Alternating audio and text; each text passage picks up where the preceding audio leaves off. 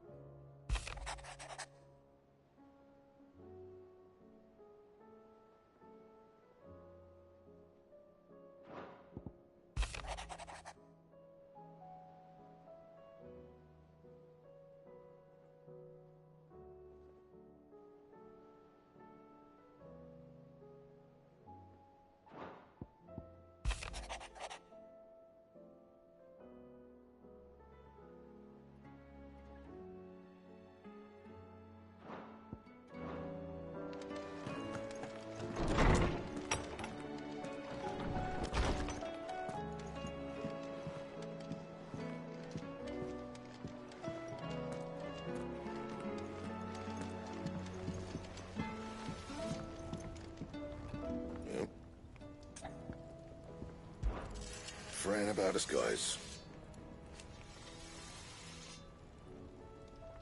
Unless that is... So, what'll it be? Not bad, if I do say so myself.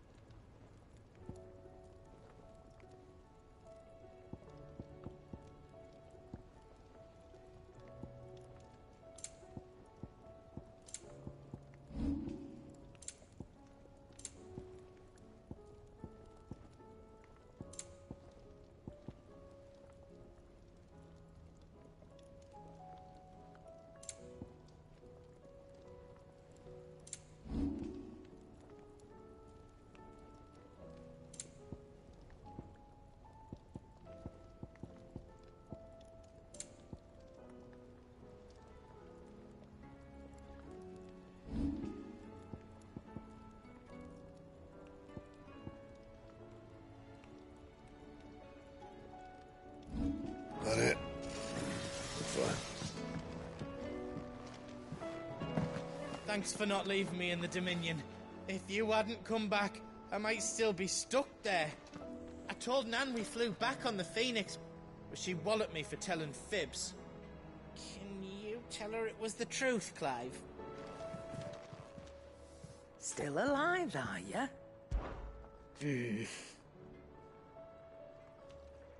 The whole realm's in chaos.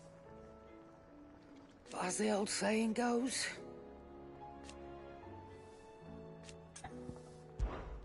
If you're gonna buy something, be quick about it.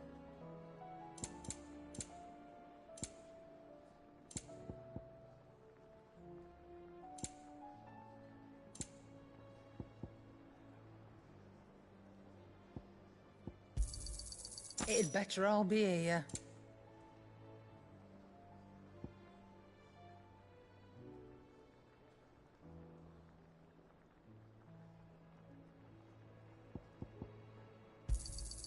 You're rubbing me blind, you know. It'd better all be here. You're rubbing me blind, you know. It seems the hideaway's lost its appetite. Can you blame them, with the skies as they are?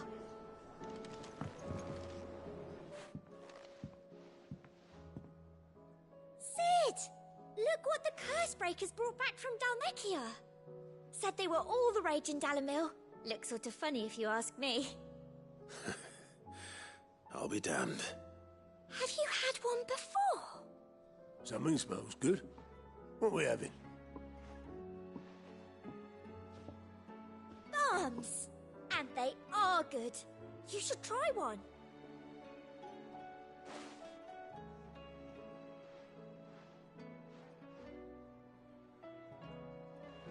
Eh?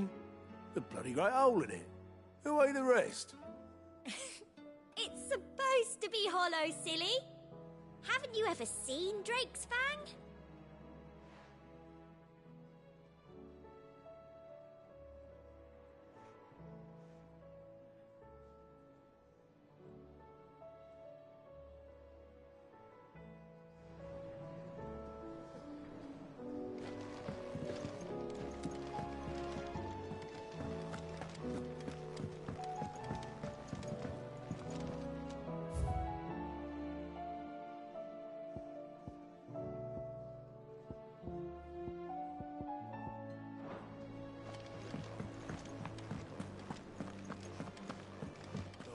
Battle cries of dread one die, in ruin lies less.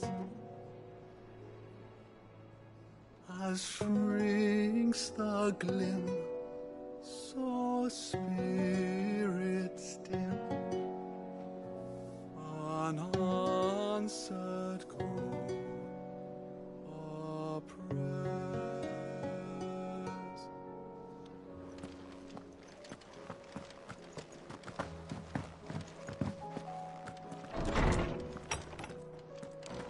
Is a storm coming, Sid? Will there be thunder?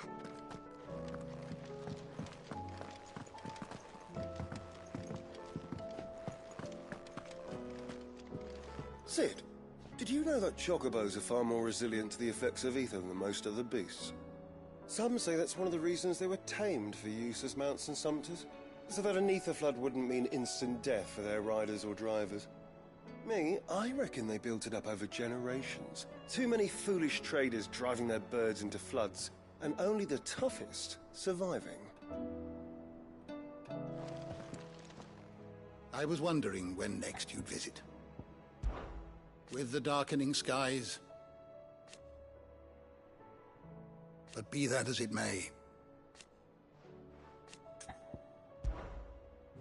I have a few new notes that might interest you.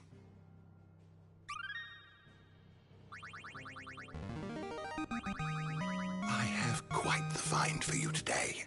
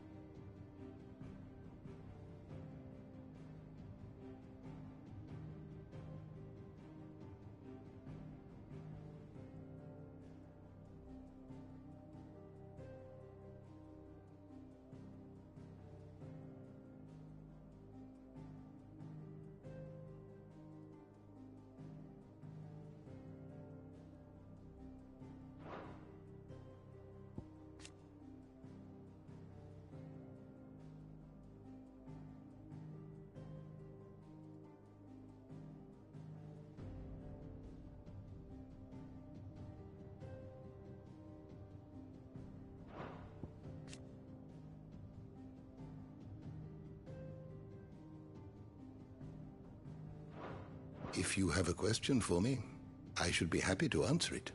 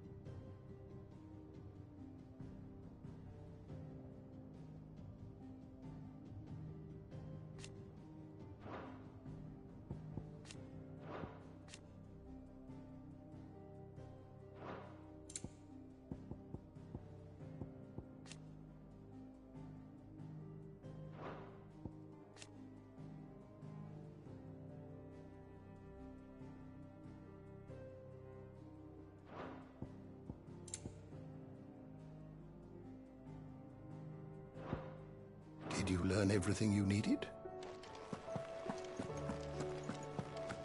Is a storm coming soon?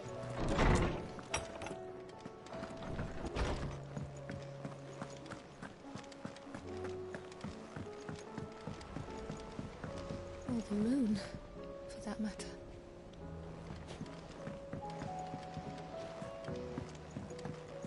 Mother, save us. Might be hard now there's only one. Then we're all doomed. There's barely been a shipment in since the skies started boiling. A few more days without a visit and we'll have to start eating the blankets. Did you see that? Tell me you saw that.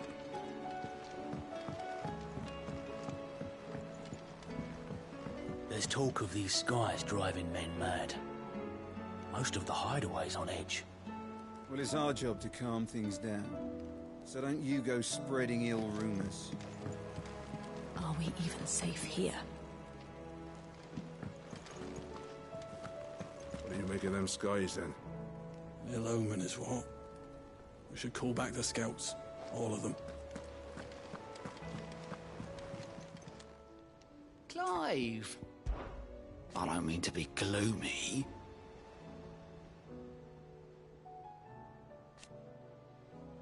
They need all the help they can get.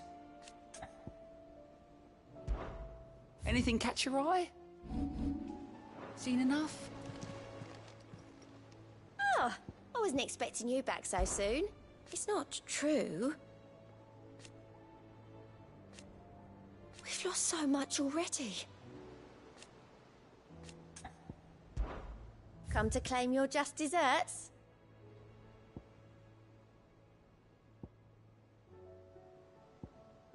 All done?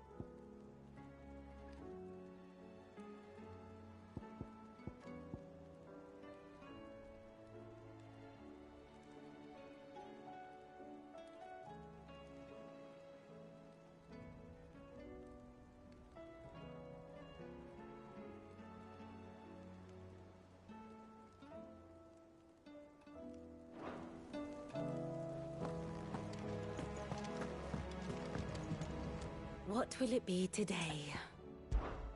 How may I help you today? Here's the latest information I have.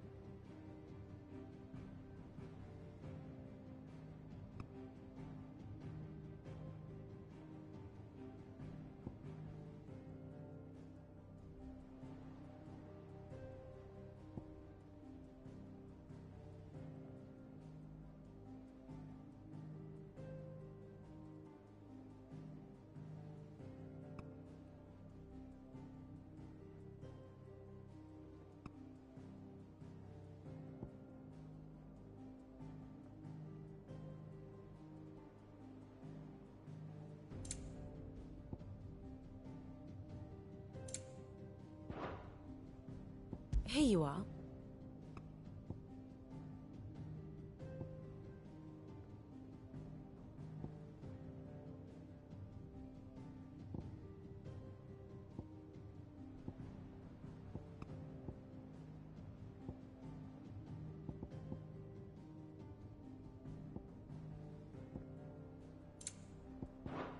Thus ends today's lesson.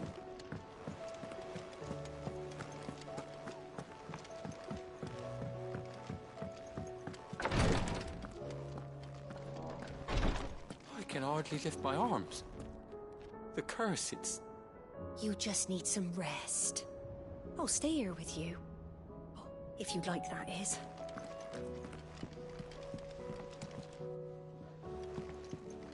The injuries suffered by both your brother and the prince were bad enough. But that wound above Joshua's heart is unlike anything I've ever seen. Were he not a dominant, I fear he would have succumbed to it long ago.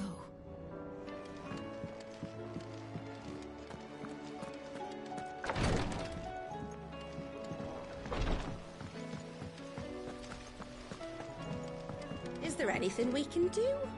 It doesn't feel right sitting around waiting for the world to right itself. Maybe Goat has some work. That, or you could join the Curse Breakers.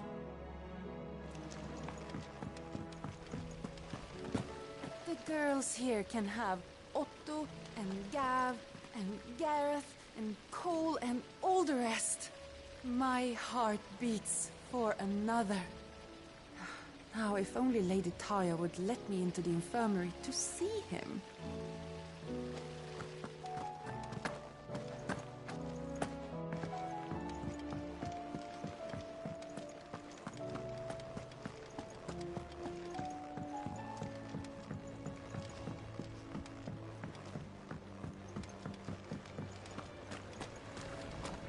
What happened to the sky? Do you think Sid broke it? Hush, you two. He did no such thing.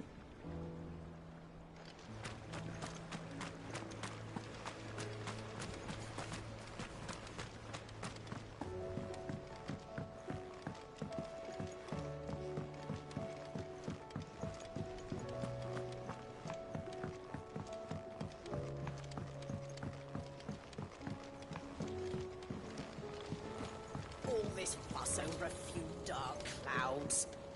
You'd think the people here had never seen a storm before. That leather loosener was only the first of the discoveries the Alembic gonna help us make. Just you wait, Sid. Just you wait!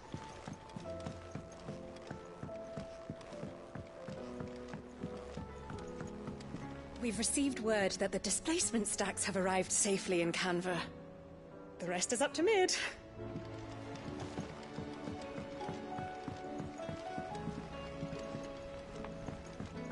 I was thinking I might pen a novel of my own, to tell the story of the hideaway. I change all the names, of course. Well, except for mine, that is.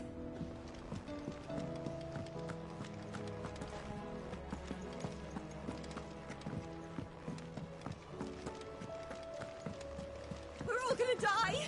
You hear me? The Akashic are coming and they won't stop until they've slaughtered every single one of us! How do you suppose they'll manage that? You ever seen one of the blue bastards swim?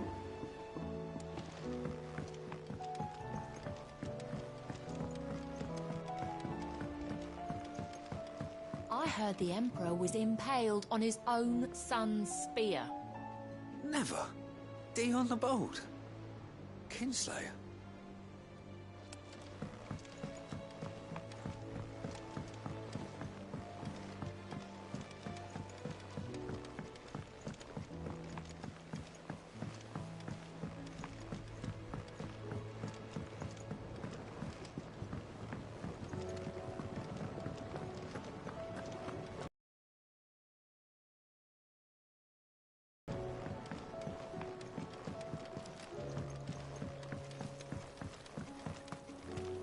What'll happen to the gardens? Too many more days of this, and it won't matter how clear our water is or how rich our soil. Without the sun, everything will die. We'll get through this, Martel. I promise.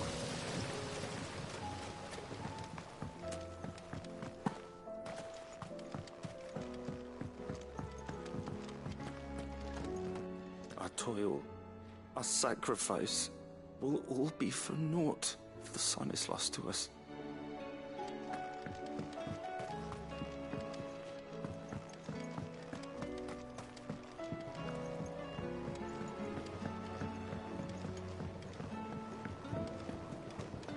Potter said you were in the Dominion when it fell. You weren't why it fell, were you?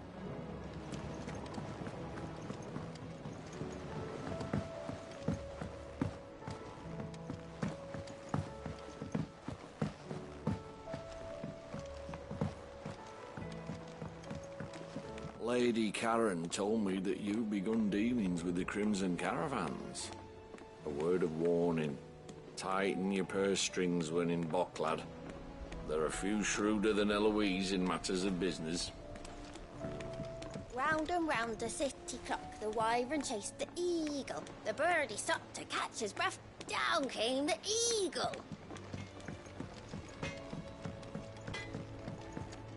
Did you see the pair that got hauled into tyres? Aye. All their fancy silks stained red.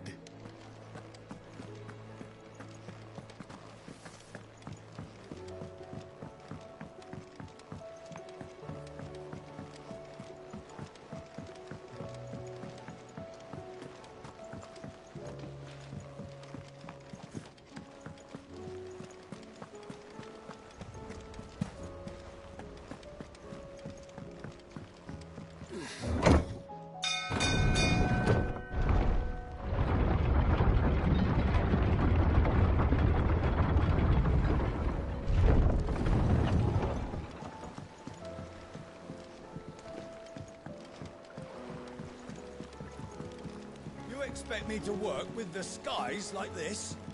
It could be raining garms and goblins for all I care. You get back to that log or I'll have your hide.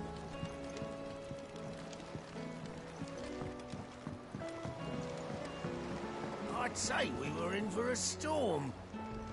The lake seems to think otherwise. We'll see these letters to the mainland as soon as Obolus deems it safe to sail. As for what awaits me there, well, we'll just have to see, won't we?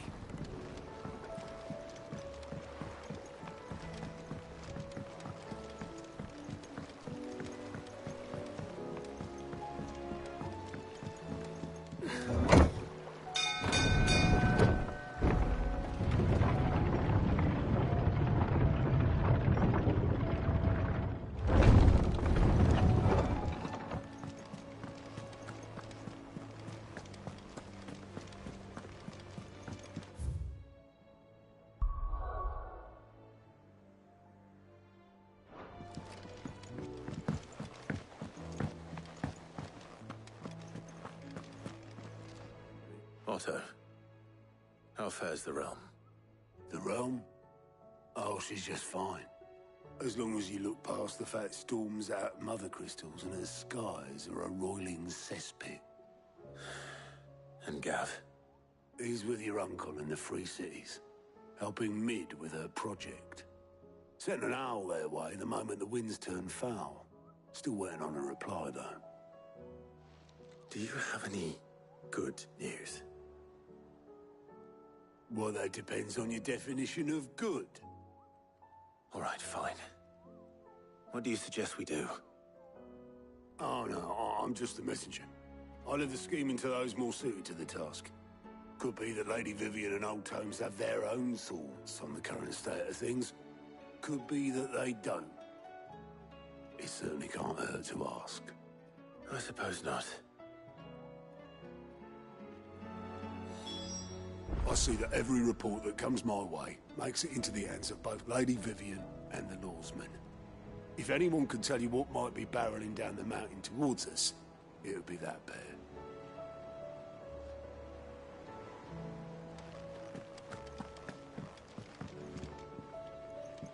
How is it that every one of your little excursions presages some inexplicable catastrophe?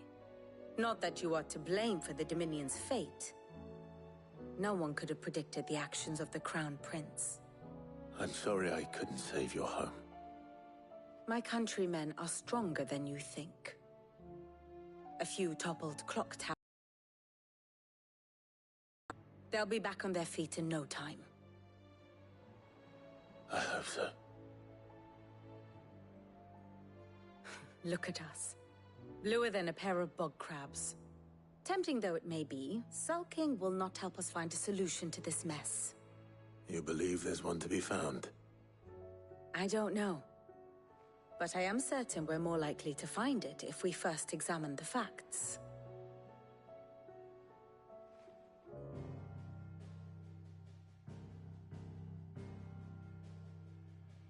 Beneath these darkened skies, fear and confusion reign over Valisthea. Oh, the lands around the fallen Mother Crystals had already begun to wilt for want of ether. But not like this. Crystals that filled wells and fueled furnaces, now nothing but pretty shards of rock. And those that hang from the people's necks cast nary a glimmer of light to keep the dark at bay. It is only a matter of time before the common folk convince themselves that the end of days is upon us.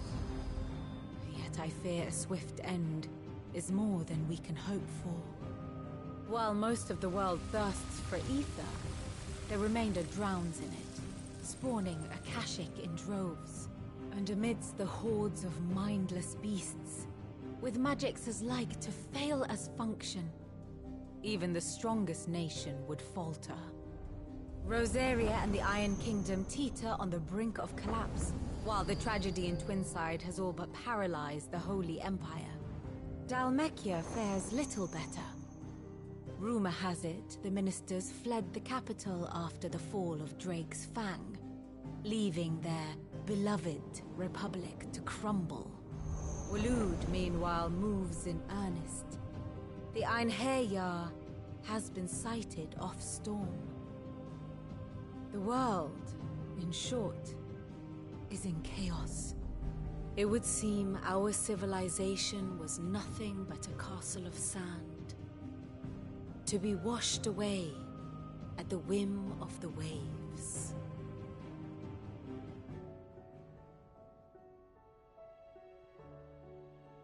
A castle of sand. Not my best flourish, but it seemed fitting. The reports I've received are considerably more blunt in their appraisal. Without the protection of their nations, it will fall to the people to defend themselves against those who would take what is theirs. Which is only ever going to end one way. Defending a farmhouse against a band of chocobo thieves is one thing, but pitchforks and palisades will do little to stall an army's advance. Should the King of Waloed deign to invade, there would be none to stop him. None but us.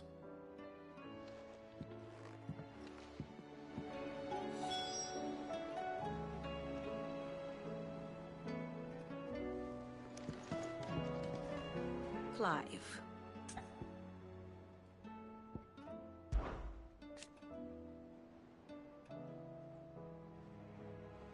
And how could it not?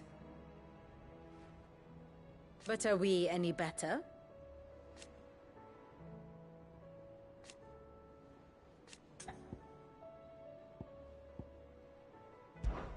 I cannot claim.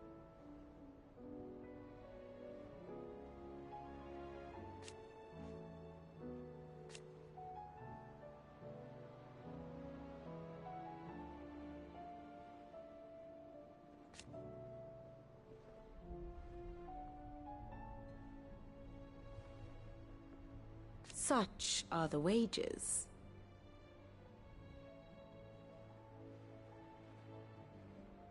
Ironic, then.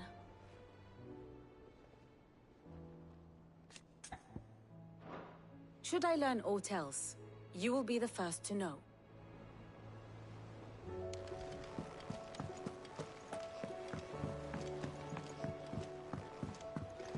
Did you see that? Tell me you saw it.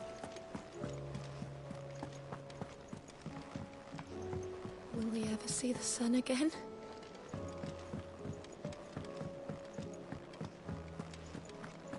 It seems the hideaway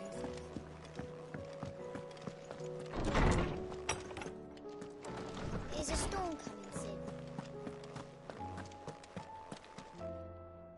Let me guess. You're here about the skies. Is there anything you don't know, Lawsman? It doesn't take a court astrologer to augur the obvious. As for what has disturbed the heavens, that, I believe, is a question the Fallen might be better placed to answer than I. And on the 6th day did the gods tear the sun from the firmament, visiting darkness upon their prideful sons and daughters. But I dare say you remember your childhood lessons on the sins of Zemeckis only too well. You think they're connected? That Ultima was one of the gods responsible? Well, he has certainly exhibited powers that we mortals would associate with the divine. There is nothing divine about him. But he wouldn't be the first god of whom that could be said, now would he? Yet for all the fairy tales that tell of the sins, there is almost nothing in the way of actual historical accounts. Had I the Journal of Moss the Chronicler, I may have been able to tell you more, but alas, I fear all remaining copies have been lost to time. You will forgive me, I hope? Certainly not. Because there is nothing to forgive. Even without this journal, you've provided us ample wisdom. And we will always be grateful for it. Perhaps Otto will be more inclined to share his thoughts when he hears what the others had to say. Knowledge hoarded is knowledge lost. Be careful, Clive.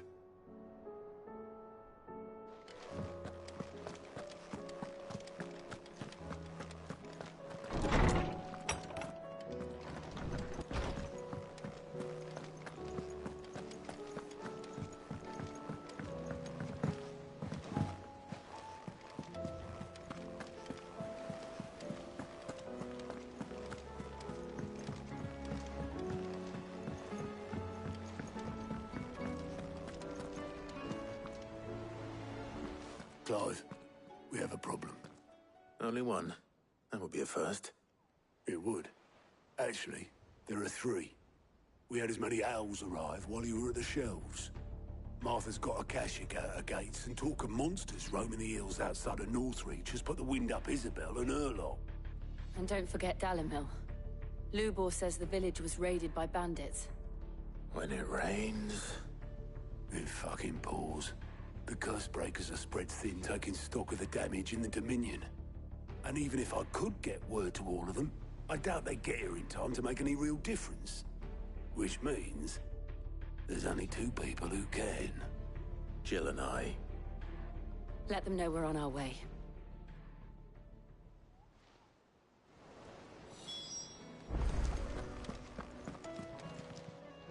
Fancy a look at the list, do you?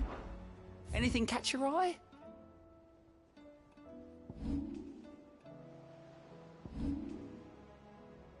Think you can help? I'm ready when you are, Clive. The messages from Martha, Isabel and Lubor weren't long. But what they lacked in detail, they more than made up for in urgency. Our friends need your help.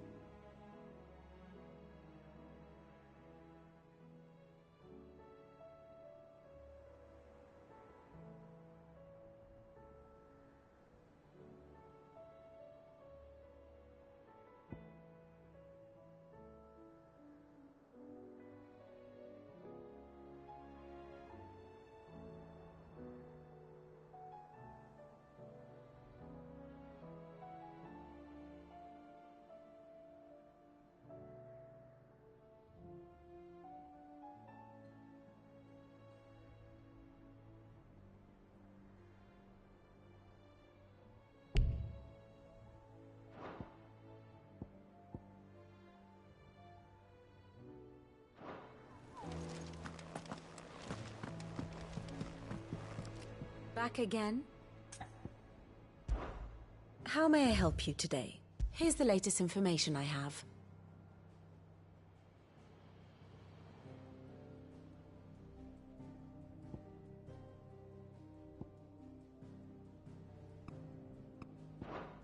One must understand one's place in the world. Thus ends today's lesson.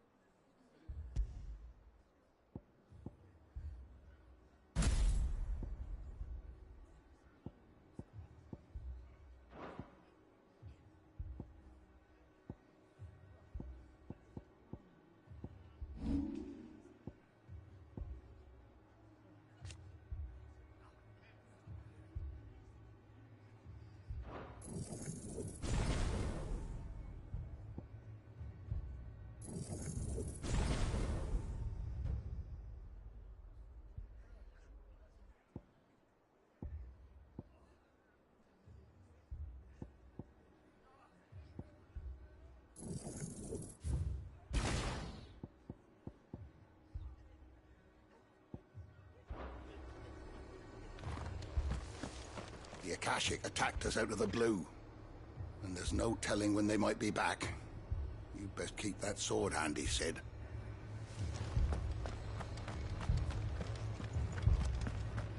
Let me go with you. I can fight.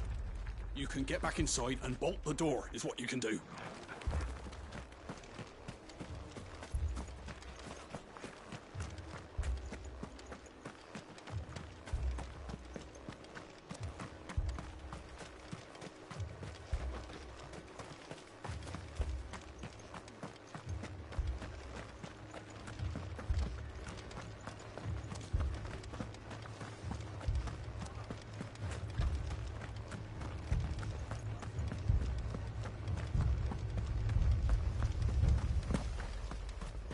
You don't think they've abandoned us, do you?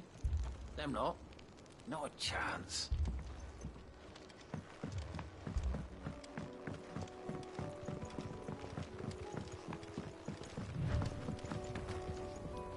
Barricades we've set up around the town won't hold the Akashic back for long. Might buy us a few moments to say our last farewells, though.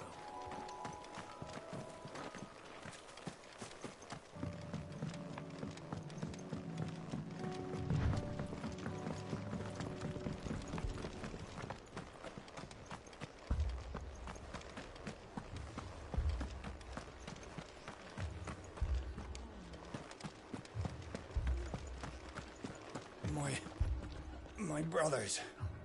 Are they? Shh, don't try to talk.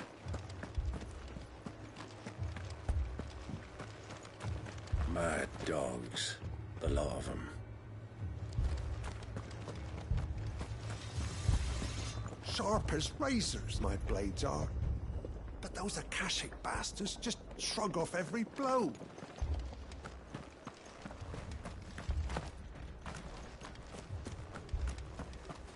Thanks to the Akashic, all of the men are either on watch, readying for the next attack, or confined to their sickbeds. All while my bed remains as cold and as empty as those demons' hearts.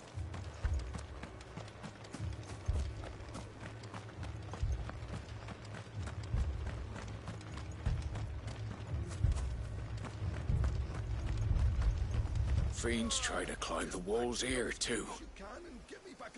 Founder knows where they're gonna show their ugly faces next.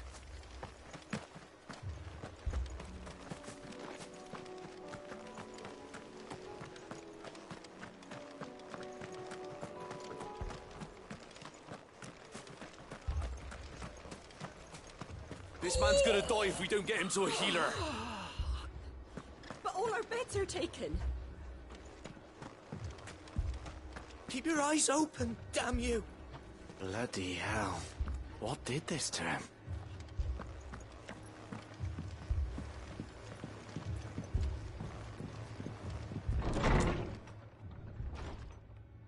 Martha. It's good to see you. And you, Clive. Jill? Otto said you'd been attacked by Akashic. What exactly happened here? Those skies are what happened. Not long after they fell dark, we had our first visit. There were hundreds of them. Tried to storm the hill. Only a handful made it up here, but that was more than enough. The rest are still down there now. And while we have a few willing fighters holding them back, they're sorely outnumbered. What do you think, Clive? That we join the fight? I thought you'd never offer. Now, where I need you is the Fallen Gate. That's where the fighting is fiercest. Let the men know you come to help. Something tells me they'll be pleased to see you. We're on our way.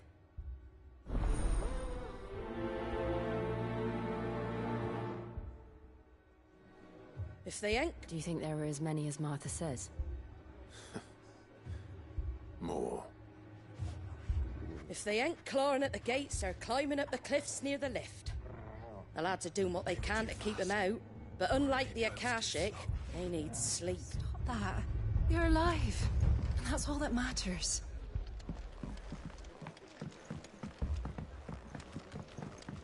I can't take much more of this.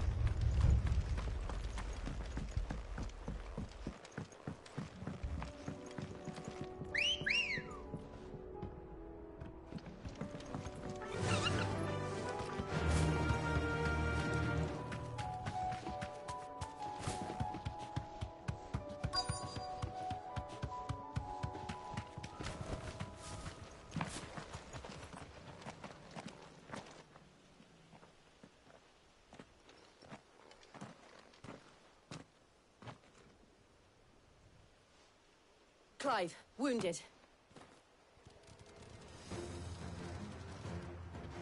We deal with the Akashic first.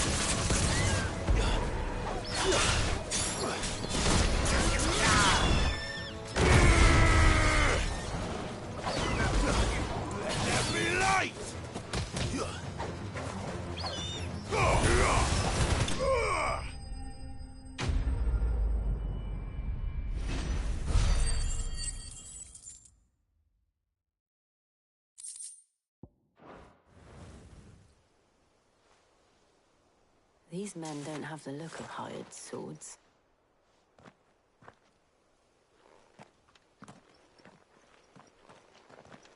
If you've come to rob this place... You are mistaken, my Lord Rosfield. We're here by Madame Martha's leave. How do you know my name? Forgive me, my lord. There wasn't time for introductions. We're with the Guardians of the Flame. Wade's men? But how did you come to be here? Where is your commander? Sir Wade left earlier with a scouting party to find out where the Akashic were coming from. Did he? Take your wounded back to the inn. Martha will see you're looked after. We'll join you anon.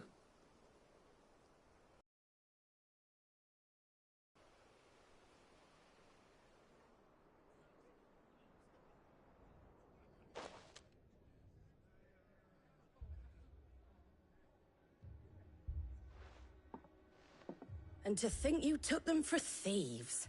A fine reward for holding off the horde, that is. When did Wade and his men arrive? Not long after Rosalith fell. The Guardians asked me to shelter some of them that had lost their homes. They were making ready to leave just as the skies turned, and we agreed it was best we stuck together. Martha! Trouble! The scouting party's almost at the lift, but they got a pack of Akashic snapping at their heels! And they've got wounded with them! They're not gonna make it! Damn it all. We'll worry about them, Martha. You look after everyone here. If any can still fight, send them to the lift. I will. You two be safe now. It looked like the Guardians were going as quick as they could, but without any injured. They might make it to the cliff. Or they might not. The lift can only carry a few at a time. If those Akashic get as far as the cliff, Wade's men will have nowhere to run. I can't take much more of this.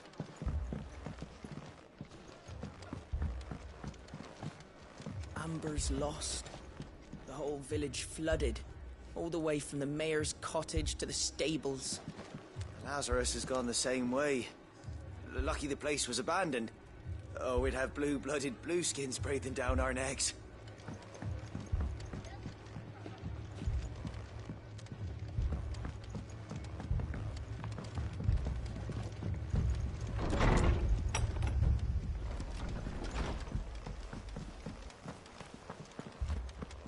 my brothers. Mad dogs. The lot of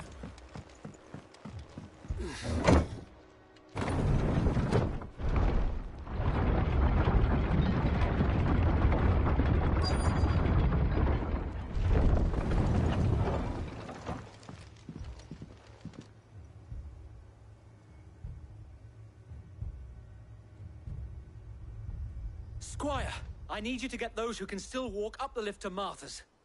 But what about... I didn't ask, Oscar. Sir. Sir Wade. Lord Rossfield. If you aren't a sight for sore eyes. Martha seemed to think you might need some help. And by the looks of it... We thought we could sneak by them. But we didn't know there would be so many. How could we have? Behind you!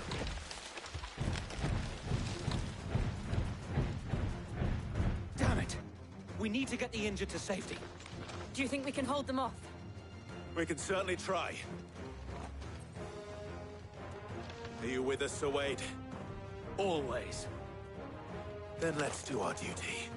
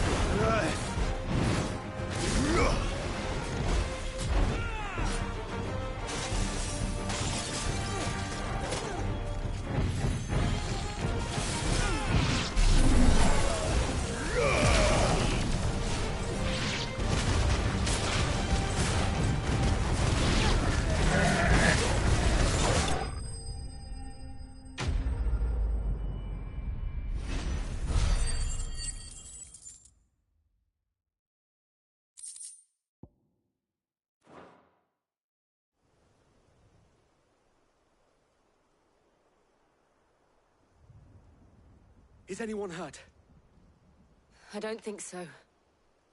And yet again, you've pulled me from the flames. It's just a pity I keep walking into them. You've never been one to shy away from danger, Sir Wade. Like any shield worthy of the name. I see you're all in one piece. Martha! Is something wrong? The lookout saw smoke coming from down Eastpool way. Too thick to be a hearth. A second horde. Feel like finishing the job. Always. Jill and I will make for Eastpool. You'll need to move the injured without us. Don't you worry about them. The moment my men are safe, I'll follow. Good luck.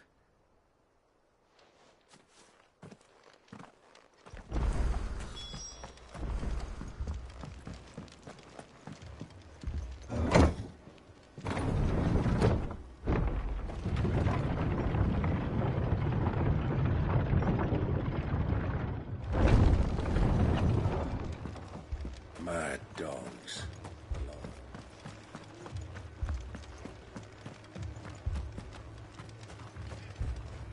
How do?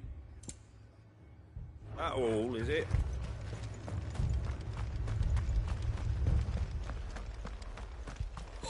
This man's gonna die if we don't get him to a healer.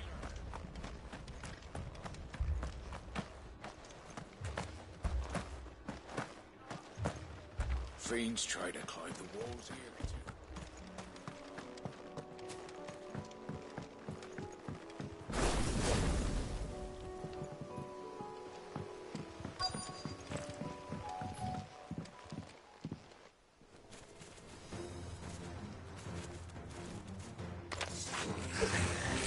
They're headed for the rest.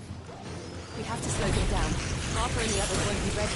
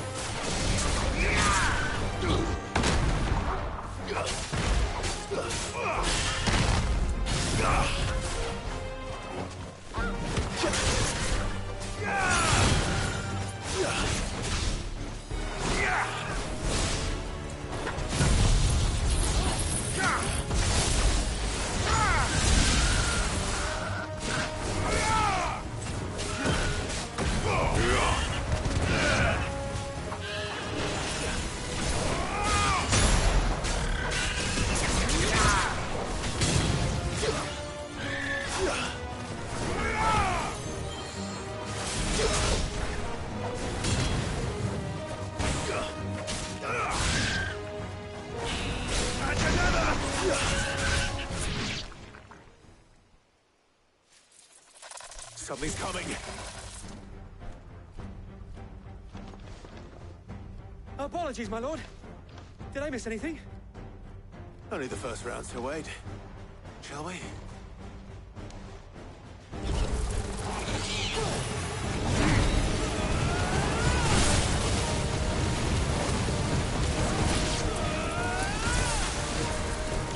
Too slow.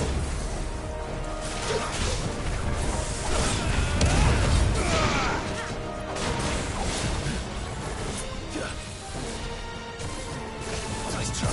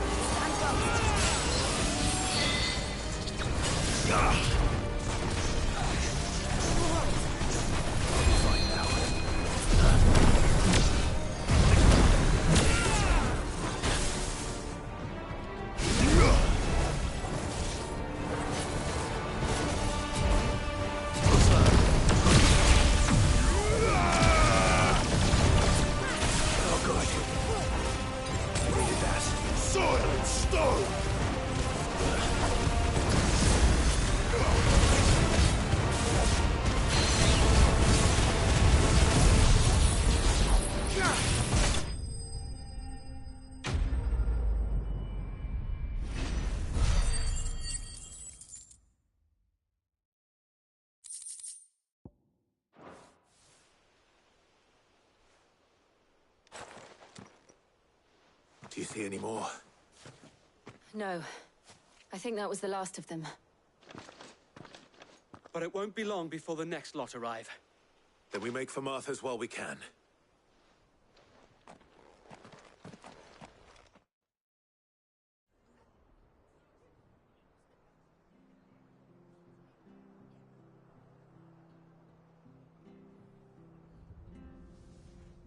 What did you find out there?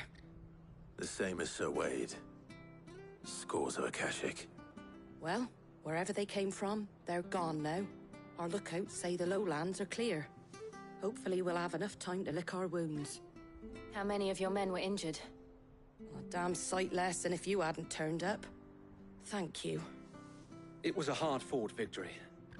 But as long as the skies remain dark, I fear the Akashic's numbers are only going to rise. It's not a matter of if the Horde will be back, but when. And whether that's sooner or later, we'll need to be ready. The inn here affords a good view of the land, and is easily defendable.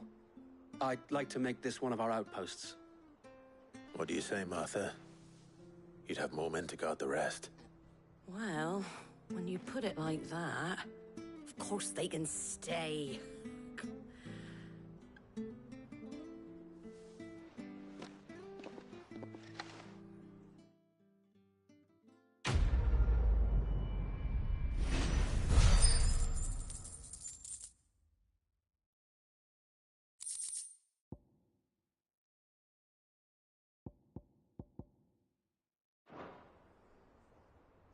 My lord, there's someone I'd like you to meet. Oscar, over here.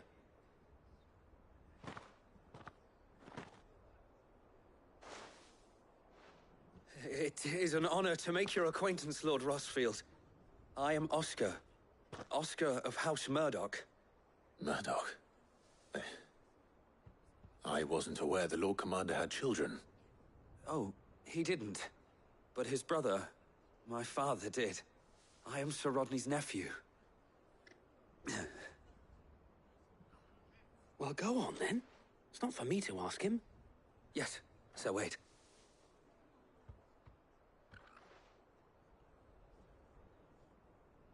If it please you, my Lord Marquis, might you take me as your squire? I would learn the duties of a shield from the finest. I'm sorry to disappoint you, Oscar, but I am a shield no longer. Nor was I ever the finest. And spending time in the company of an outlaw hardly seems a fitting education for one aspiring to take his oath. But what he does in its name. You have accomplished much since taking on the mantle of Cid, winning no little honor in so doing. And I would sooner serve under an honorable outlaw than an unworthy shield. Not that Sir Wade and the other Guardians are... I mean to say that, they're... It's all right. We know what you mean. There is only so much the boy can learn from me, my lord. But a squire... Would that really be so bad? You were a squire once. And I'm certain Sir Rodney would approve.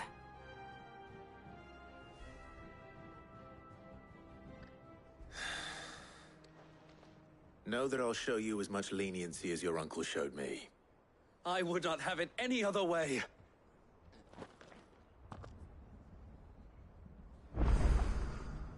I will not let you down, Lord Rossfield. You... or my uncle. We shall be staying here for the time being, and not just for the ale. I'll have one of my men escort Oscar to Benimir once he's said his farewells. Thank the Finder! I thought we'd lost him. So Cid rides to the rescue once more. We're in your debt. Well, deeper in your debt, I should say.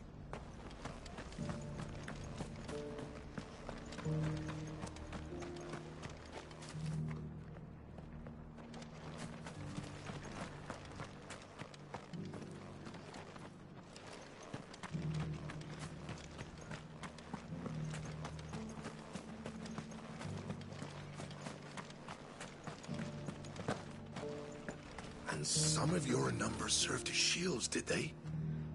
Well, they did Rosaria proud today. No more than you and your blood axes. We should do it again sometime. You're a devil with a blade and no mistake. Glad you're on our side.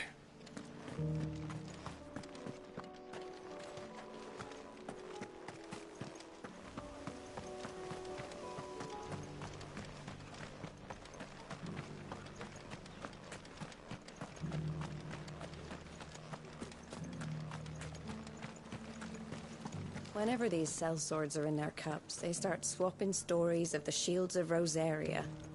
Even had a few giving me the old Rosarian salute. I expect that's what they have in their heads when they charge into the fray without a thought for their own safety.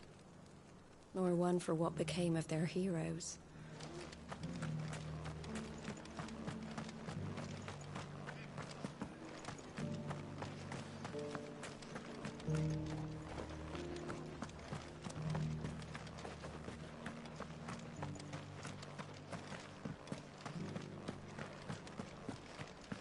Mad dogs.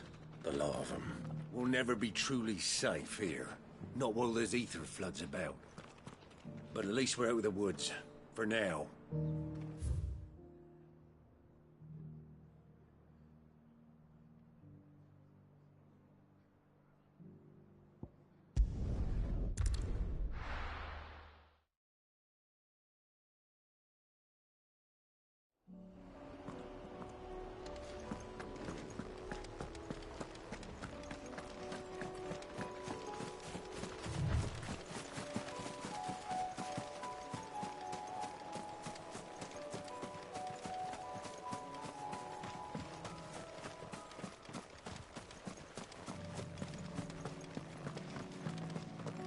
We thought we'd be fine in our village, but then the skies changed and the others, they... It's all right. There's room enough for you both inside the walls. The Imperials promptly quit their posts once word of the Dominion's fall came. Lord Rosfield hired us not long after to see the refugees safely inside, and make certain those who now want in, get in.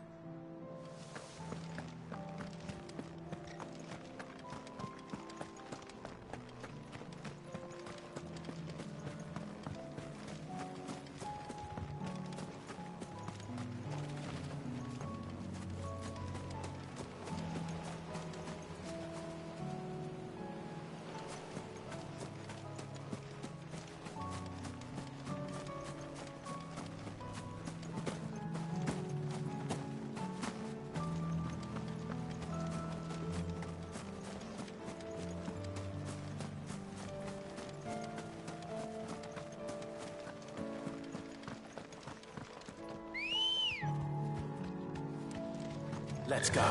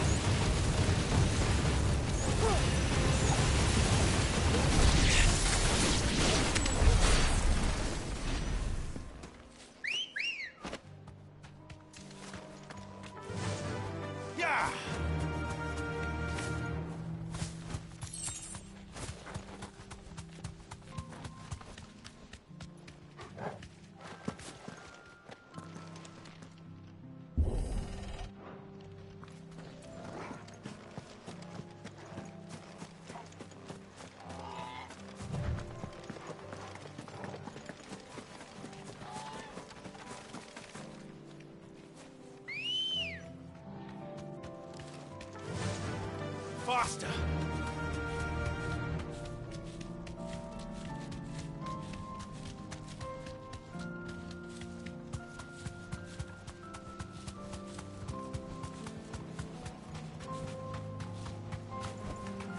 We're not alone.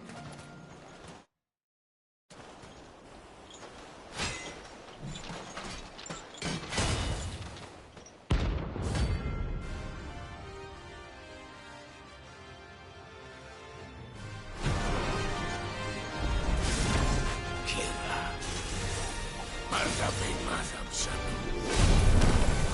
Jag stunesta. Jag har ögonen again, but not for long.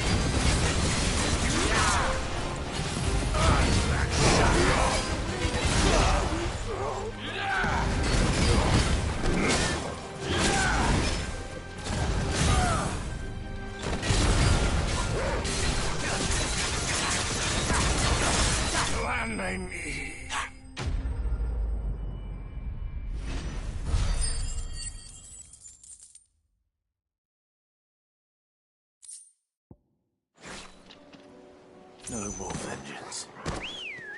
No more war.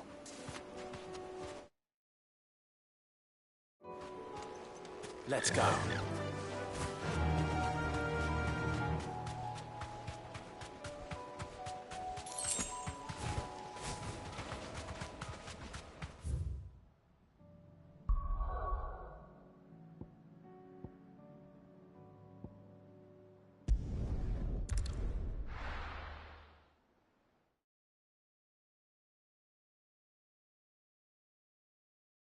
First we find Isabel. Heard a bloke saying he saw ghosts on the far side of the wall. Ghosts? Then a wall won't stop them. Nothing but ill tidings from beyond the wall these days. Floods, ghosts, famine. People are afraid to leave their homes.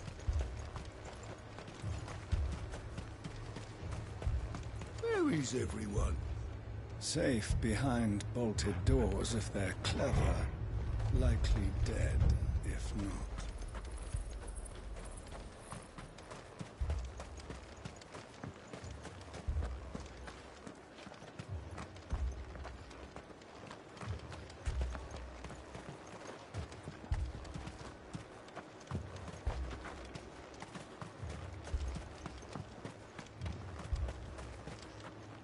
Do you see that?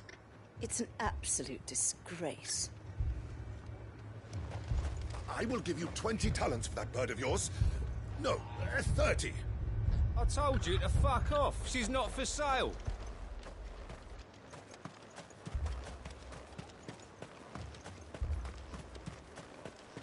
The garrison's being sorely tested.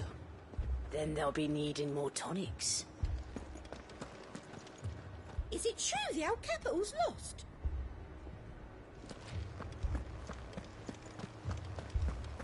If there are ghosts in the Royal Meadows, then why isn't a garrison dealing with them?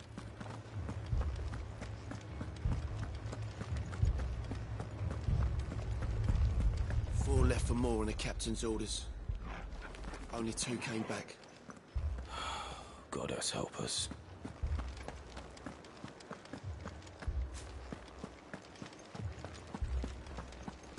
My brandy's been fucking useless since the skies went dark. I tried the lash, but the piece of shit can hardly spark a gleam, let alone fire my furnace.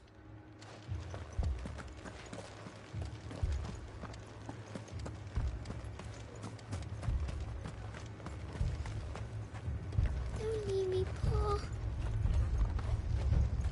It's all right. Give me your arm. That thing, it took off the captain's head. Before we could even draw his steel. I'm not going back out there. You hear me? Fuck this!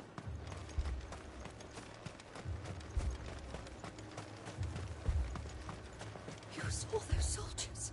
You saw their wounds. Whatever's out there. It's coming for us.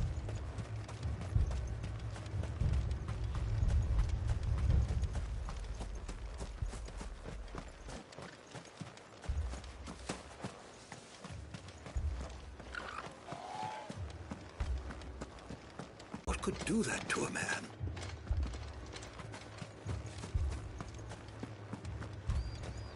We could leave. But where would we go?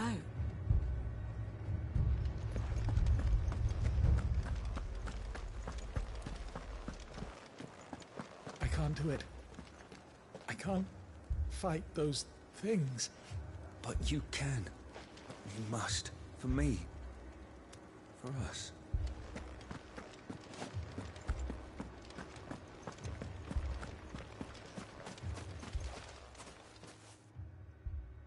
My lord. Milady. We received the dame's message. There have been sightings of strange creatures, I understand. With the blue eyes. Yes. Like a Kashik, but different. They've taken so many. I've lost count. Akashic, but different. Ultimus thralls. And what of your mistress? Is she here? Oh, no. She went to the garrison to ask what they were planning on doing about all this. Then we'll look for her there.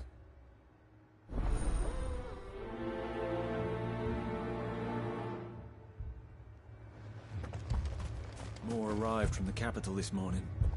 I know. They could hardly stand. We've seen little and less of the soldiers of late.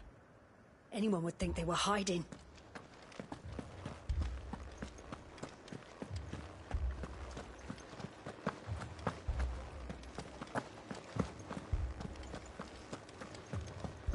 Four left for more on the captain's orders.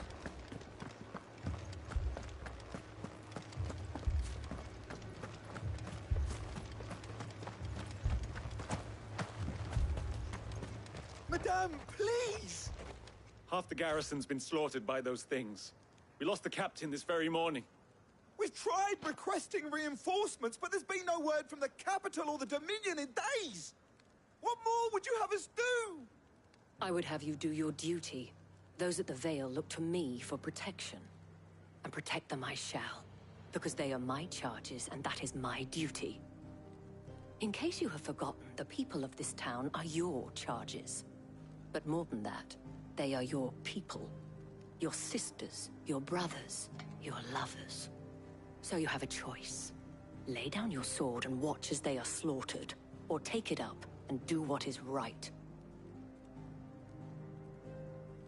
She speaks the truth, you know. This here, it's all we have. It's all that's left. What we have left is our lives! Do you really want us to lose them as well? Not if we don't have to. Look, there's a cask under the captain's bunk. Let's talk about this over a drink, eh? I'm listening. I'll have a word with him.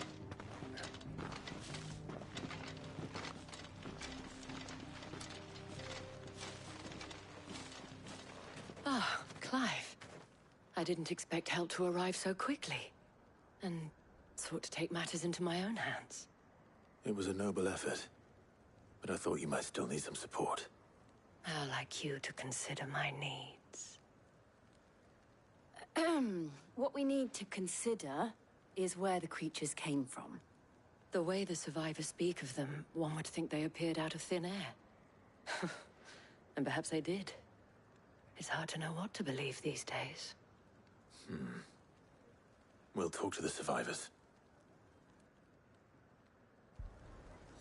I can't entirely blame the men of the garrison for losing heart. And they have provided a place for the injured. I can't entirely blame the men of the garrison for losing heart.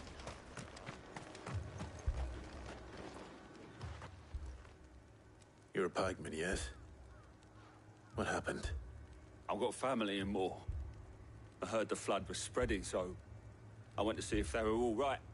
And a pack of them glowing things found me in the meadow. I ran for my life. I never did get to the village. Leave that to us. My family! With no one to defend the place. I'm sorry, darling. Moor's days are numbered. It's all right. Give me your arm. That thing, it took off the captain's head. Before we could even draw his steel.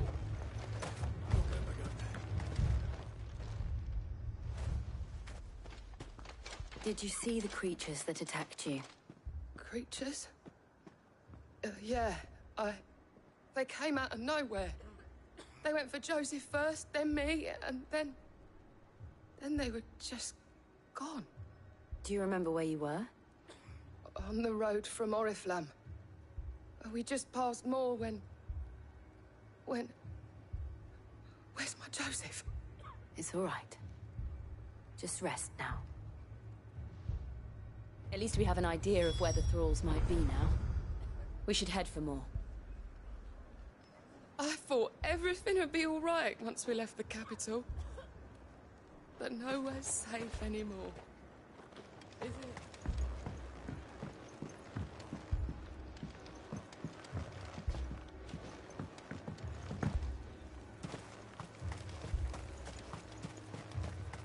I assume you have a plan?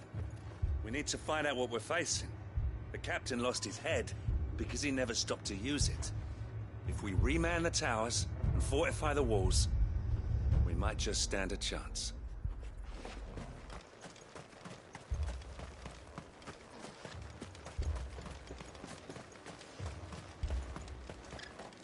It was all they could do to escape.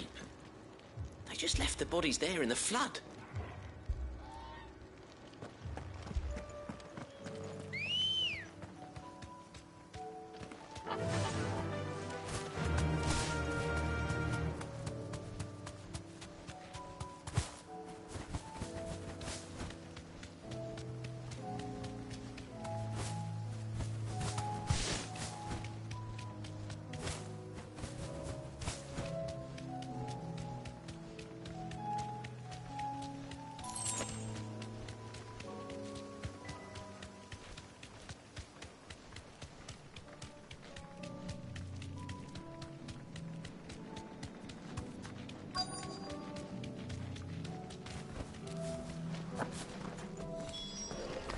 Clive, look! I see them. With me!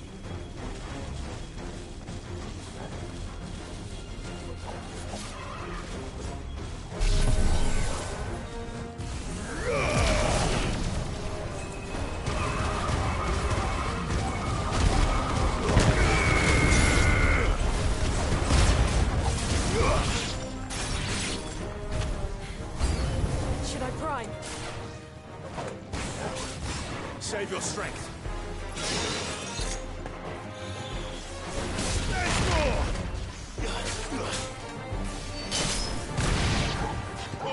Kill!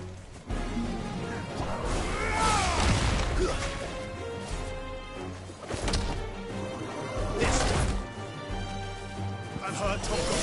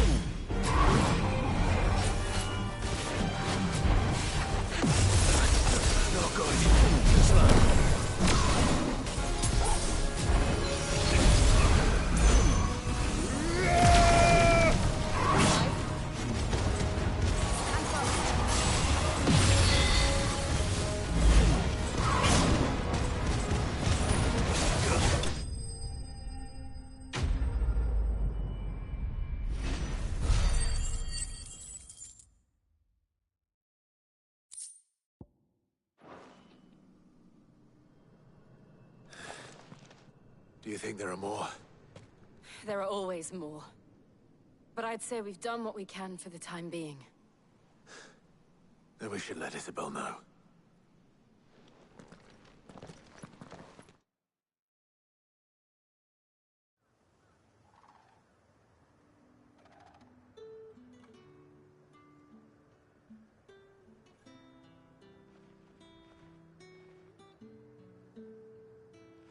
You have the town's thanks.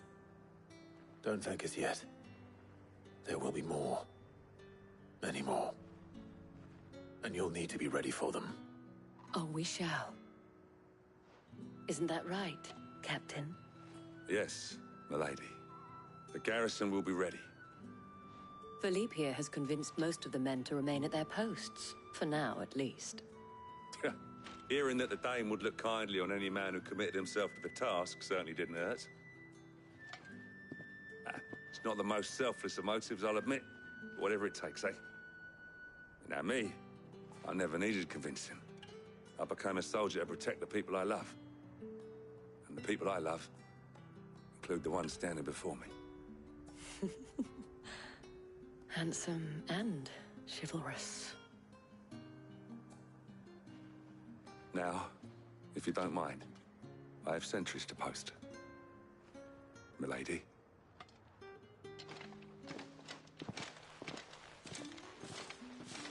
Lest you wonder, I'm not foolish enough to believe that this has solved all of my problems. But it has solved one, and that's one fewer than I had this morning. Thank you again, Clive.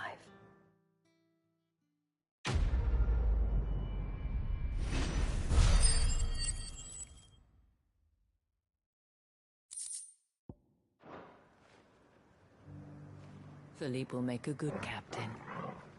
He reminds me a little of you, Clive, but without all the mocks and mows.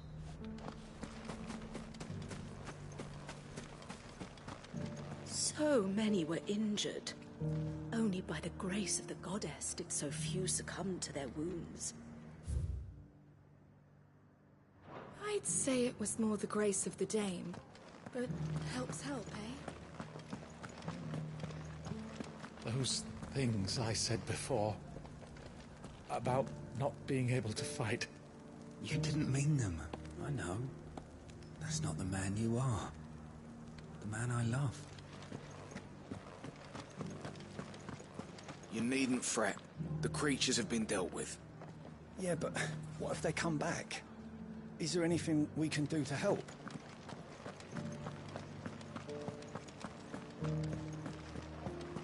There were ghosts at the gates not days ago, and now you'd have us believe they're just gone? I would. And I'd thank you to trust us. Unless you fancy picking up a sword yourself.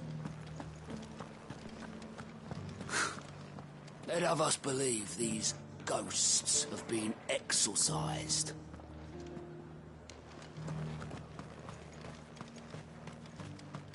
I got peppers to numb your tongue and put fire in your belly. Would you, care for a taste, eh? Nothing like a little unrest to fill the coffers, eh? Let the Dame hear you say that.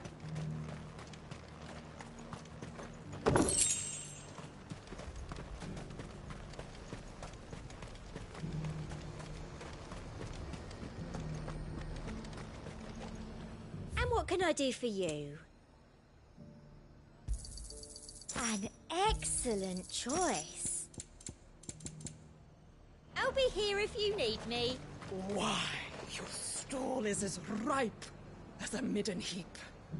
It's my damn bearer. He's gone and lost a touch.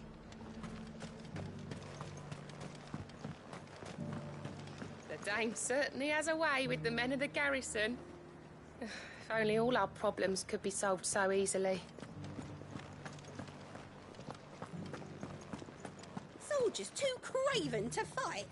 Stark naught, the lot of them.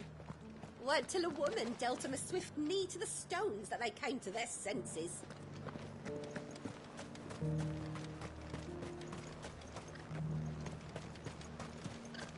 I heard the Dame got an icon to rid the meadows of those ghasts. Oh, come now. She surely cannot count a dominant amongst her clients. Can she?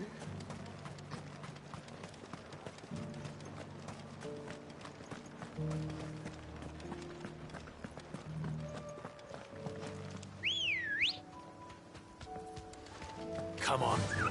Yeah!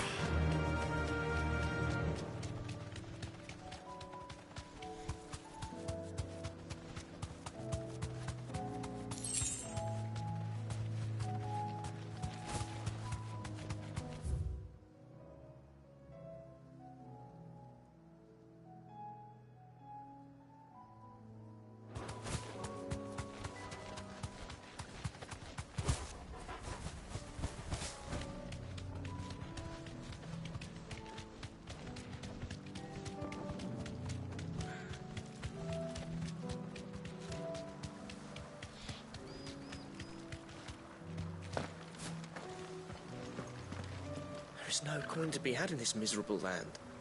Even if they wanted to trade with us. I know. It was hard for us Dalmex here in San Brek before the capital fell, but now we'd be stoned if we even approached Northreach. Ready, go? Fly, Ambrosia.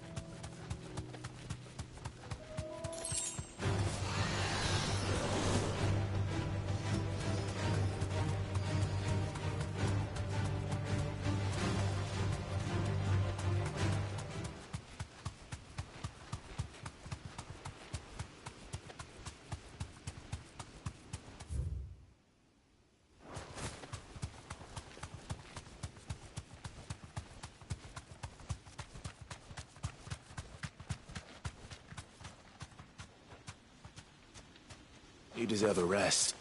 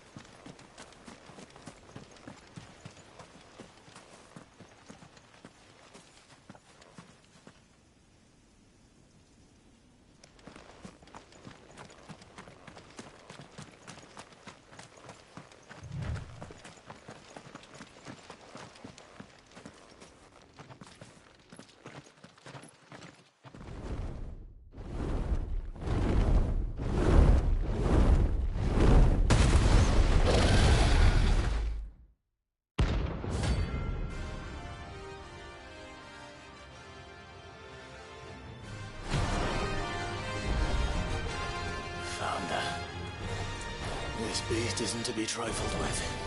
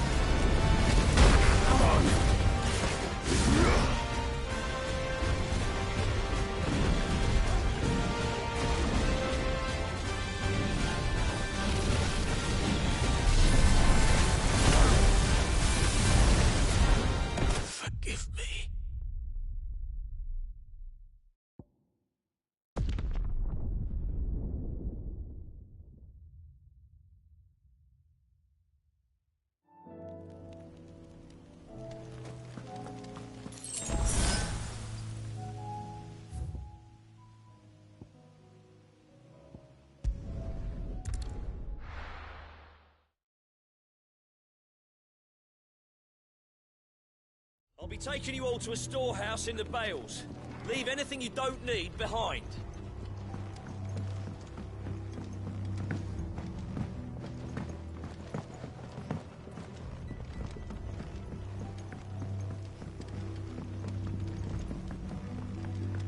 You know what you have to do.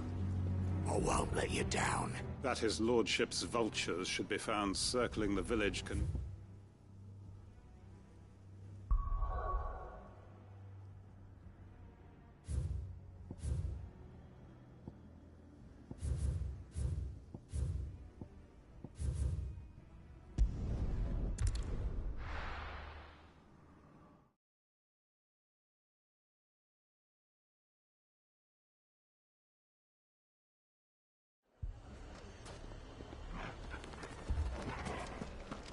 Poor bastard. Couldn't run because of the weight of his load. Still, better a branded than one of us. If you're wondering why Dalamil's in such a sorry state, you can blame the bandits. Them and the mercenaries who are guarding the gates. Though I can hardly fault them for running. Fighting would have meant death. Did for more than a few.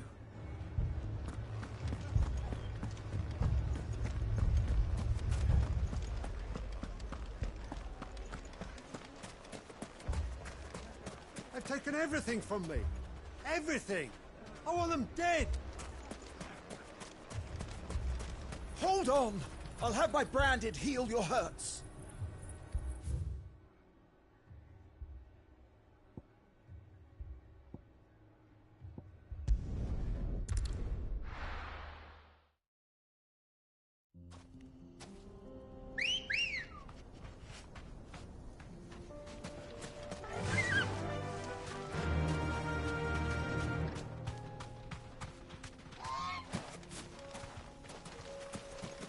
Sid, you didn't happen to see anything out of the ordinary on your way here, did you?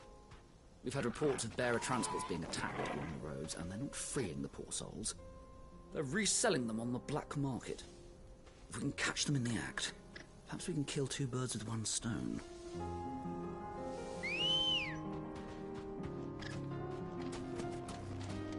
Let's go. Yeah!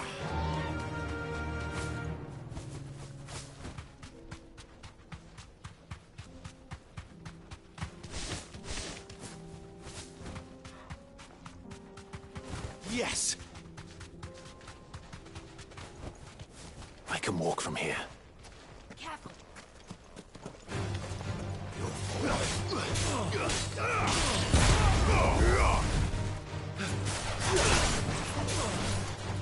Bahamut!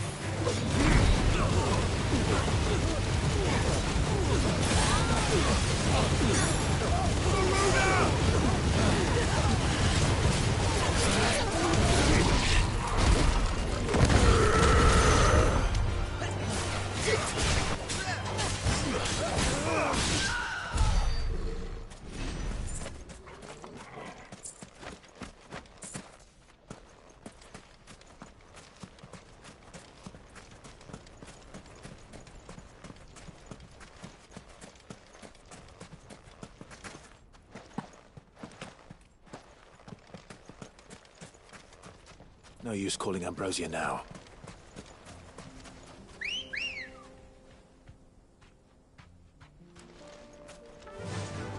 Faster!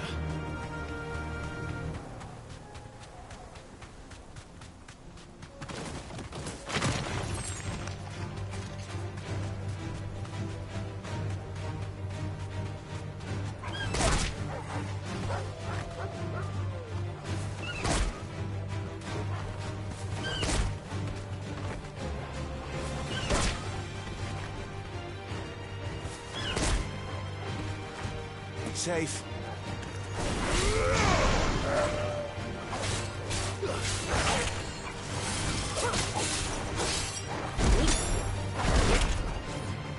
Bahamut!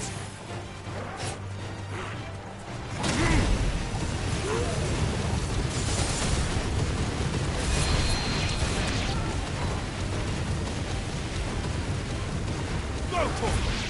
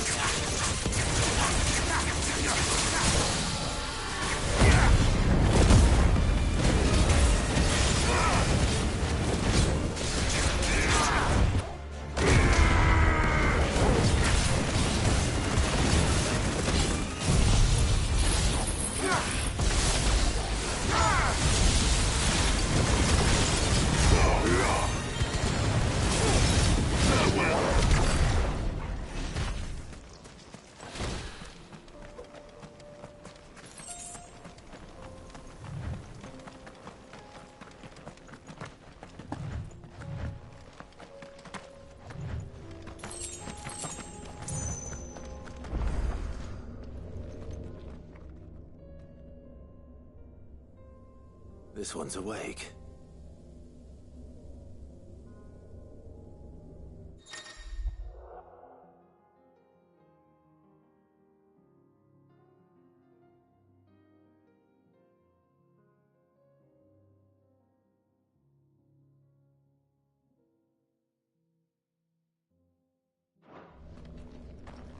Let's see what's inside.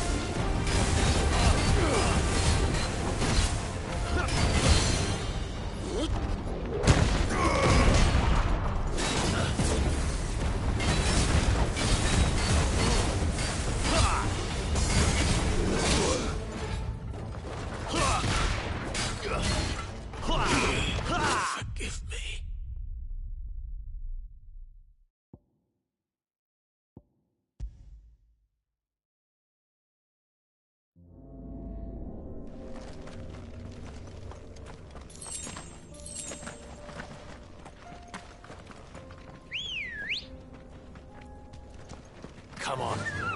Fly, Ambrosia.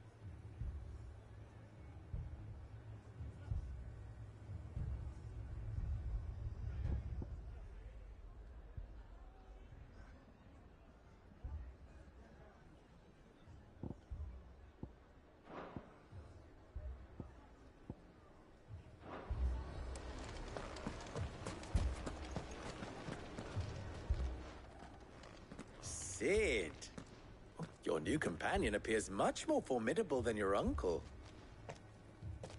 Should I be worried? You haven't been introduced. Jill, Clive has told me much about you. All lies, I'm sure. Your Stolas said that Dalimil has a bandit problem. Indeed. Although, you're a little late. They left with our food and guild days ago. Any idea where they went? The desert's a big place. Your guess is as good as mine. But the fact is, I have more immediate concerns. What did you say to me? What did you say? Ah, as if by magic.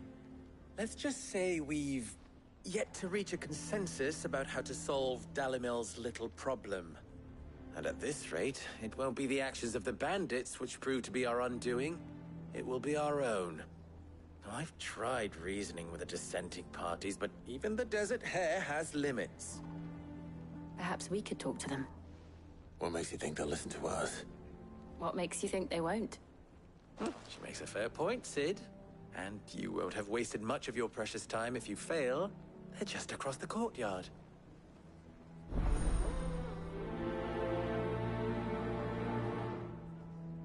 Suppose we just follow the shouting. They're both as stubborn as the lover's pox, and every bit as irritating. The more one insists on their proposed plan of action, the more the other rails against it. Oh, they've successfully split the town asunder, just when we should be standing as one.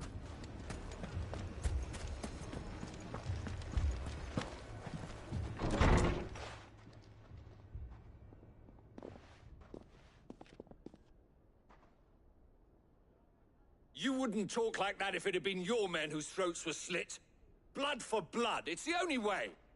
We hire mercenaries and have them mount the bandits' heads on our walls as a lesson to the rest.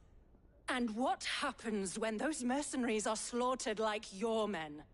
Are you going to hire more? We're better off using that coin to buy food and supplies. If we hire mercenaries, the only thing we're buying is the bandits' ire. And you cannot fill empty bellies with that. Do you hear me? But what happens when they come back? Maybe it'll be your throat that's slit. That's enough. Both of you. Any more of this and I'll throw you out myself. Come back when you're ready to talk like adults.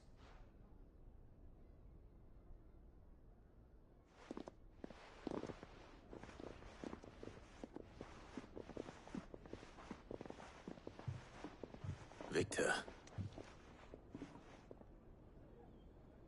What's he doing here?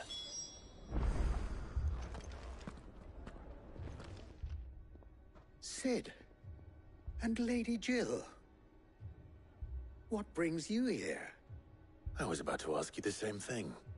Costness is in chaos, and the markets have all but ceased to operate.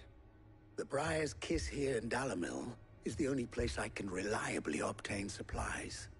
I was here to do just that when Master Lubor told me of his troubles. He thought I might be able to talk some sense into these fools. But if you're here, I suppose his patience must be waning. Who are those people? Those were the thorns in Lubor's side. And the reason this place might be headed the same way as Costness. It's these accursed skies. The darkness is enough to drive a man to madness. Or an entire city, for that matter.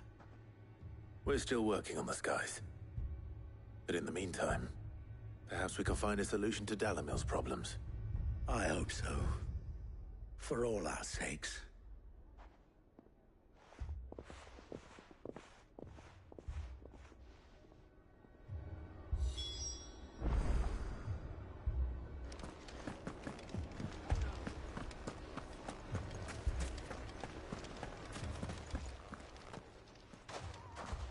So, you see my predicament? What I saw was a room full of people who were angry and afraid. And with good reason by the sound of it. But if left to smolder, that anger and fear could set the entire town alight. My thoughts exactly. What to do? Both sides wish to protect their homes and livelihoods, if only they could agree on how. But as long as they are divided, we are vulnerable. And if there's one thing bandits like, it's an easy target. What would Sid the Outlaw suggest? Well, if it were my namesake, he'd let them choose for themselves, and be on hand to pick up the pieces when it all went wrong. That sounds like a recipe for disaster. A recipe for disaster is precisely what it is.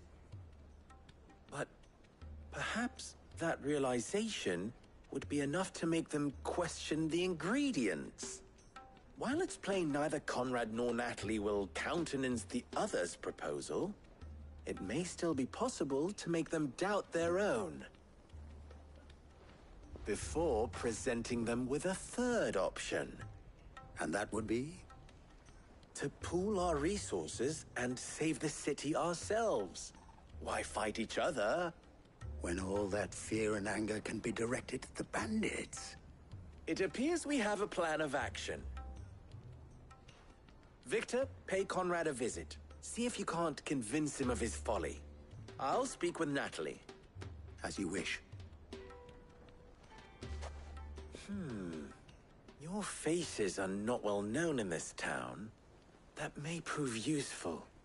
Don't worry, Victor and I will do most of the talking. You need only play along. Play along? What he means to say is yes.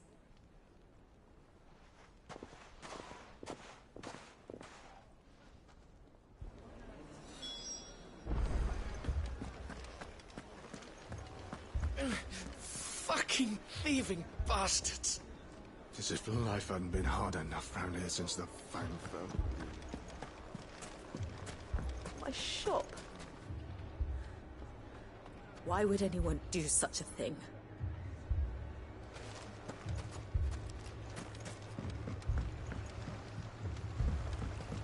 If I had my pickaxe, I would... Don't get yourself worked up. You need rest. All this after the last sellswords we paid for proved themselves such reliable souls. You'd have us throw good gill after bad. I mean, it may still be possible to buy something, and we may yet be allowed to keep it. Yes, but... Never poke a hornet's nest, they say. Conrad's going to get us all killed. I agree with you. Ah, here he is now. Natalie, allow me to introduce Lord Underhill of Randalar's prestigious League of Merchants. Lord Underhill. At your service. Underhill? I was just telling the good lady of our conversation, my lord, and how you were lamenting the state of the capital's stores.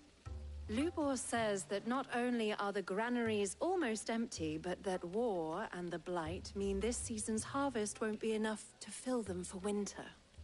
Indeed, certainly that is the case. The nobles in the capital are buying up the city's stocks of barley and wine, driving the prices higher than most commoners can afford. It is only a matter of time before the peasants revolt.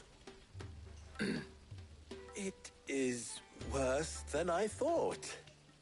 If what Lord Underhill says is true, I fear we have little hope of supplementing our stores, meager though they regrettably are. And while I applaud your endeavors to dissuade our more bellicose citizens from seeking vengeance, I sense Conrad is not wrong in his assessment of the bandits' likely return. Which means that now, more than ever, we will need to secure what little we still have. Food, weapons, herbs, everything. If our humble town is to endure not only this hardship, but those that are certain to follow, we must stand united. All right. If it will help to protect my home, I'll do it. But you needn't have gone through this charade.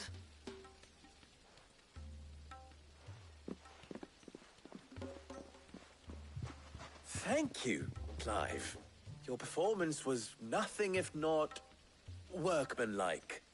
She saw right through it. I didn't say it was good, merely that it produced the desired effect. Now, my scouts should be returning shortly. Meet me back at the Briar's Kiss, and we shall see what we face.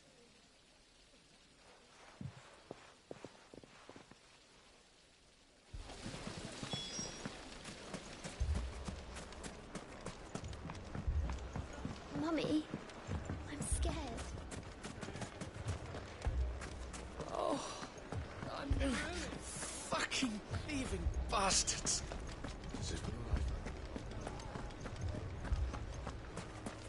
Picture it, Conrad.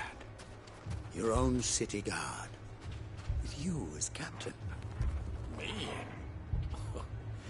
I don't know about that.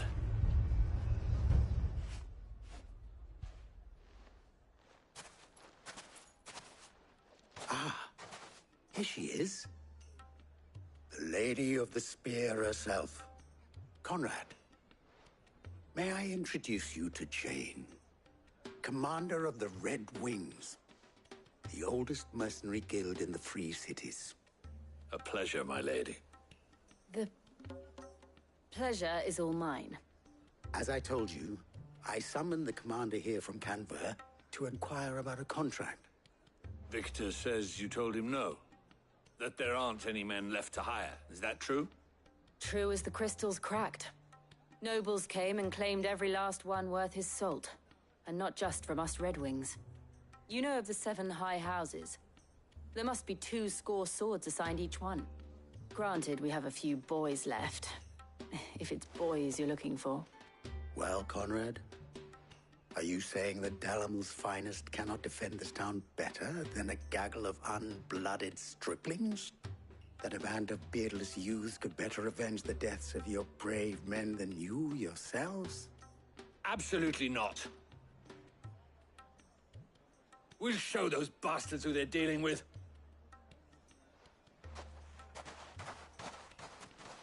I can't believe that actually worked. Conrad's not what you call the brightest candle in the crypt. And there's a reason why I had you do the talking and not Sid. Well played, my lady.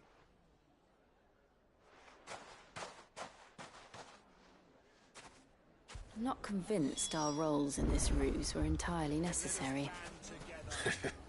I don't know. Conrad seemed quite taken with you. I wonder if Conrad has the right of it. We always called on sellswords and the men of the Rock to guard our gates before.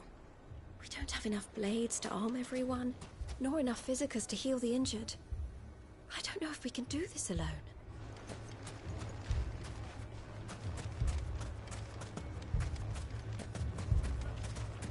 Next thing you know, Natalie'd be offering the bandits bed and board.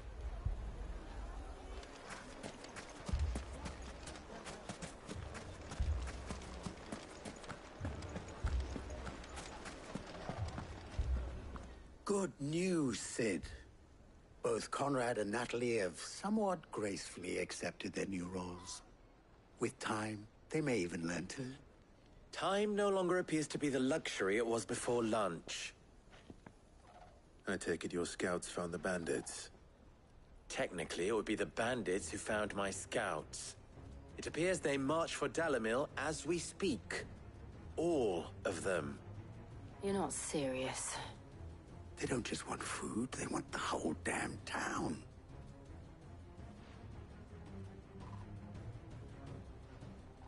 I have a favor to ask.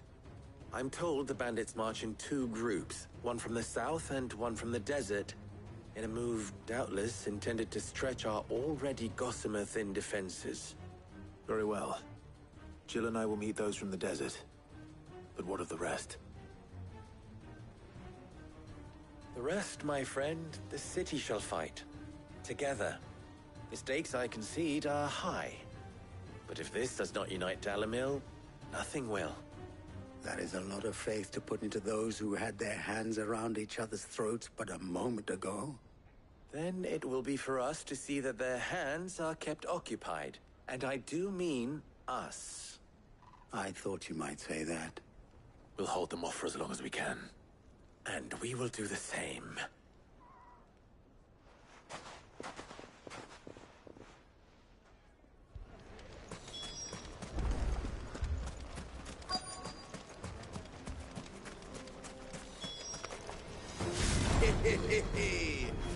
The women folk have come to welcome us. I'll take that one. He's all yours.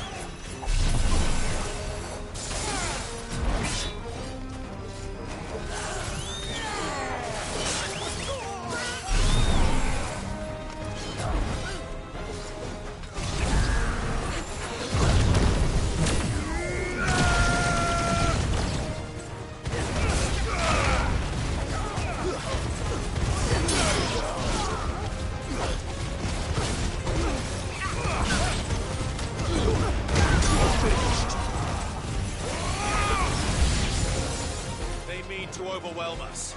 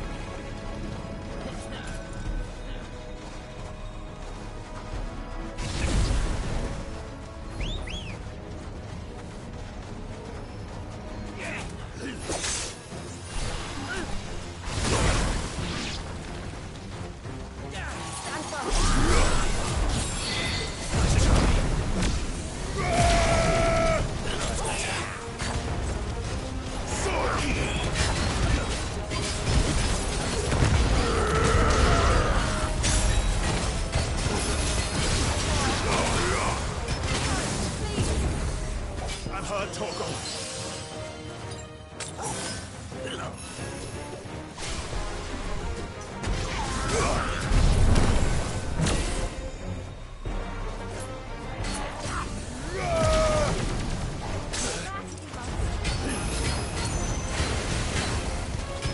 Wakened winds!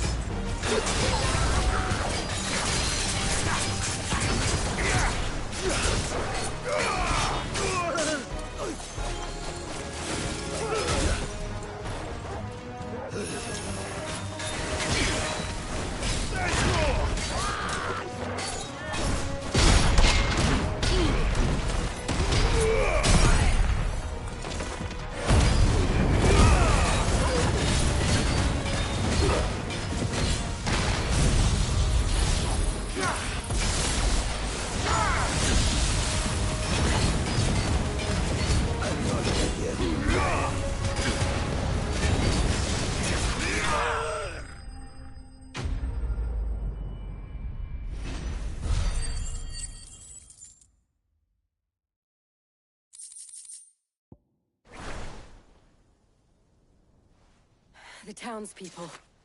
Could they have held out? I don't hear any fighting. What do you think? That we should hurry.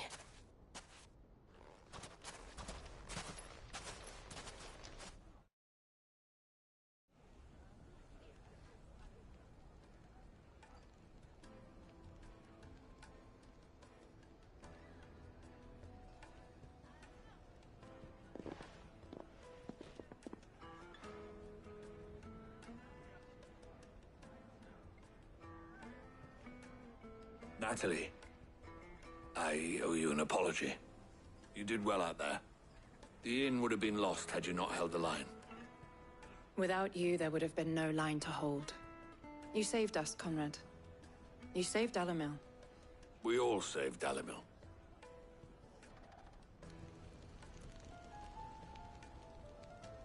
Conrad seems to have had a change of heart. I'd say they both have. I take it from your presence that our visitors from the desert won't be joining us either. Pity. The plan worked, Sid. Granted, it only took an army of bloodthirsty bandits at our gate. Calm now, Victor. Why quibble over the details? We are united, and that is all that matters. As for you, Sid, you fight considerably better than you act. I'll take that as a compliment.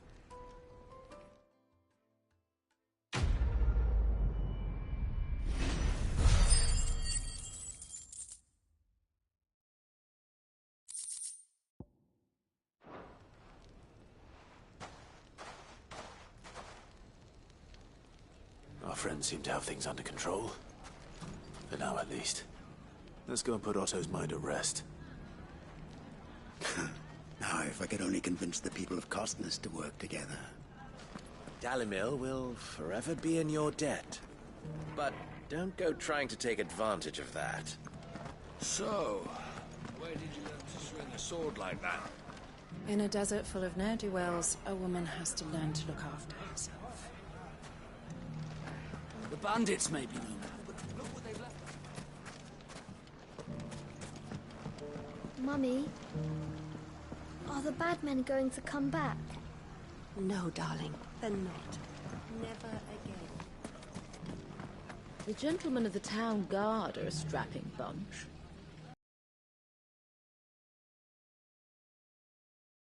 Pockets.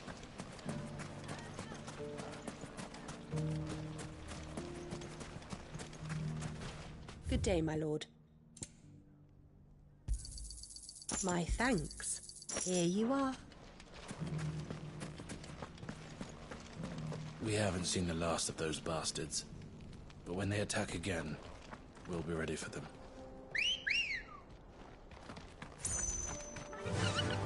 Fly, Ambrosia.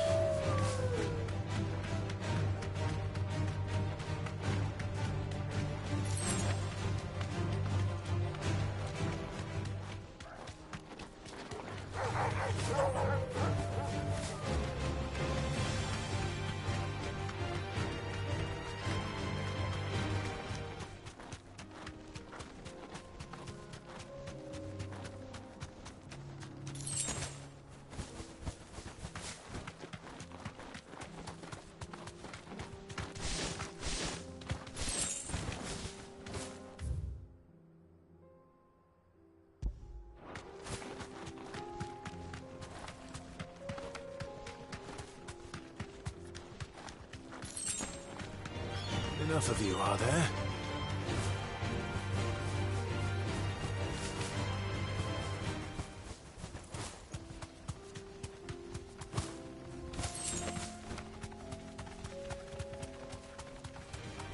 This won't be easy.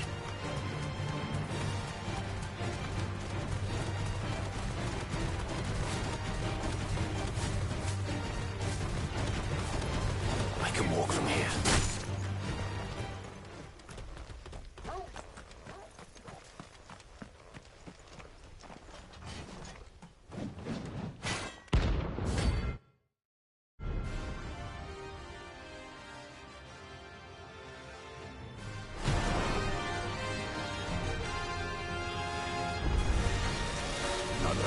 Forsaken soul, eh? Only those who have nothing. So empty your pockets.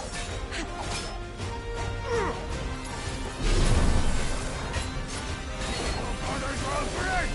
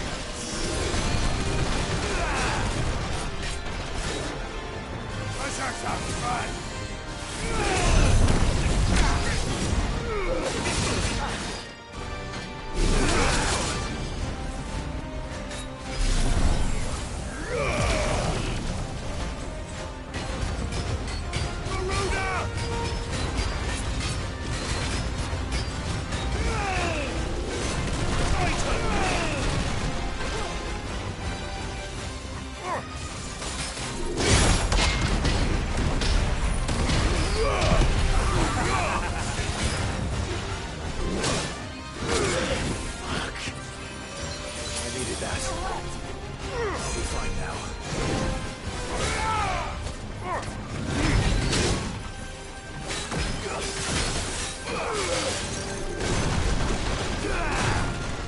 Soil and stone!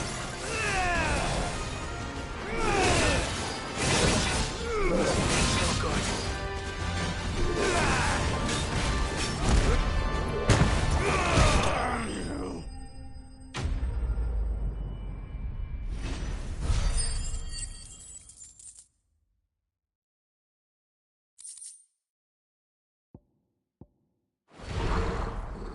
A deserter turned outlaw. We were more similar than he knew. That's better.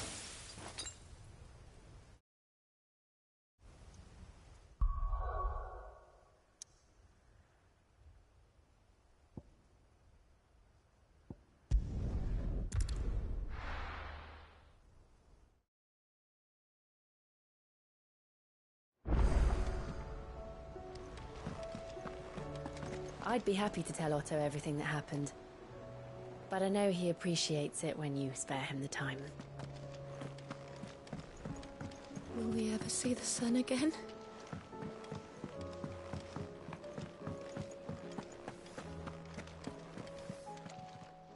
Clive. Coin purse weighing you down? You'll not find a better price than that.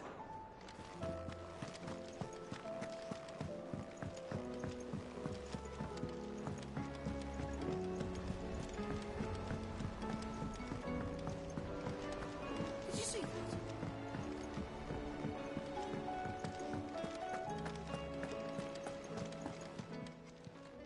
How may I help you today, Clive? Your benefactors are a generous lot.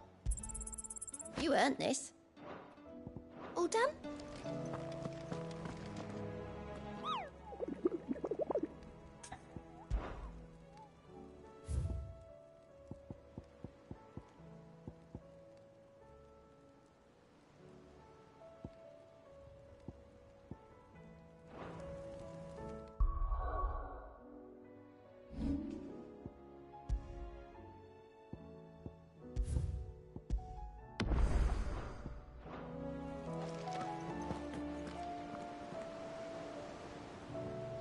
Was wondering when you turn up. Had owls from all our friends thanking you for your timely intervention. How is it you always manage to arrive at just the right moment? Luck, I suppose. Any word on the rest of the realm? Let's see. Storm's still crying out for mother crystals. The nations are still in chaos. And the skies are still the colour of a kick in the kidneys 2 days on. So... Right. Clive, we knew this was going to happen. Well, not the bleeding skies part, but you take my point. Now's not the time to second-guess yourself. Now's the time to visit the infirmary. Taya says your brother's awake. Thank you, Otto.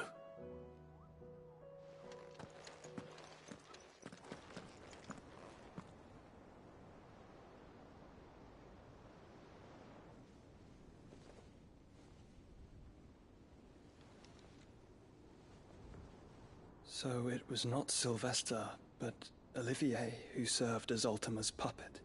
And when Dion learned of this, he sought to slay the fiend.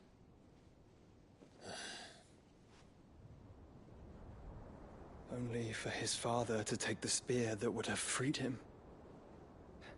Enough to drive a man to madness. Small wonder he hasn't stirred. I would be afraid to wake. Had I but reached out to him sooner, warned him of the threat Ultima posed. But now, both an empire and her prince... Joshua, what do you know of Ultima?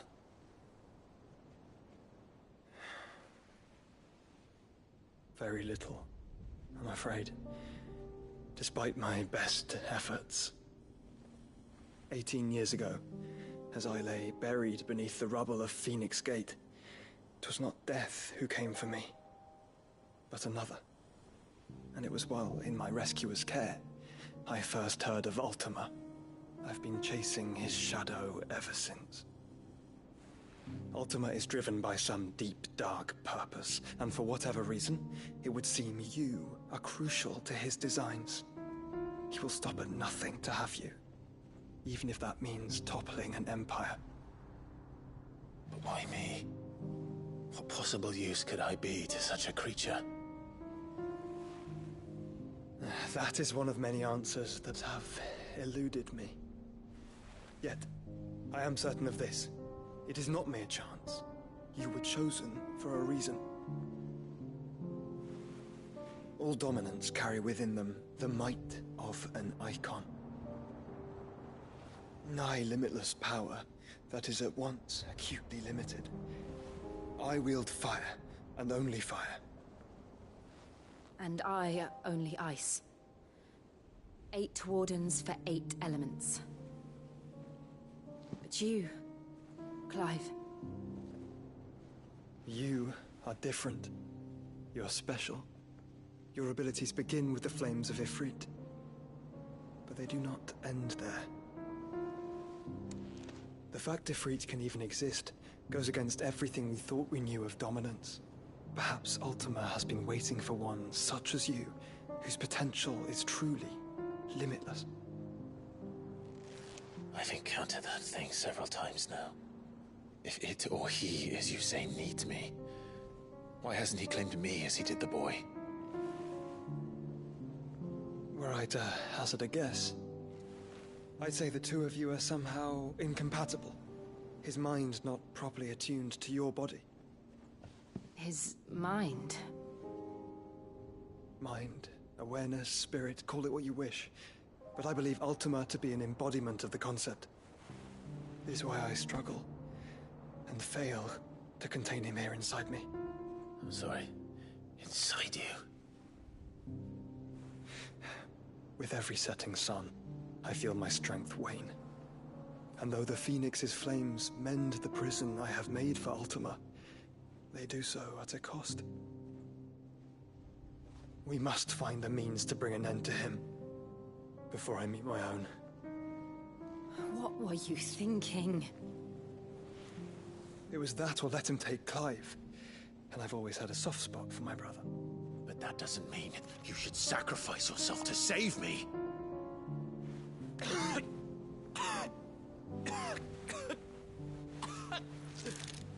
Joshua.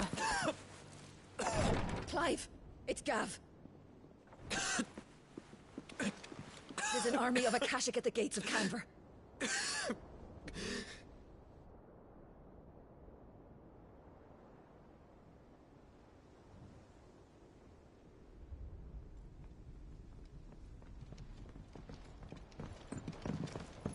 Well, what's the short of it?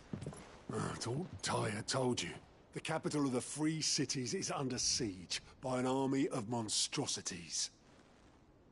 The City Guard are doing their best to stem the tide, but numbers ain't on their side. What of Lord Byron and Mid? Were they able to escape? No, but they're all right for now. They're hiding with Gav at midship. We have to get them out of there. And we shall. Otto, prepare a Stolas. Tell Gav to stay exactly where he is. Understood. Vivian, what's the swiftest route to the Free Cities? That sounds like a question for the map. Look here. This road, through Tabor, should provide the least trouble. Good. What a coincidence. Tabor is exactly where I'm bound. Joshua, bed is where you should be bound. You don't think I told him the exact same thing? Were Tyre not such a talented healer, I would surely have been inclined to agree.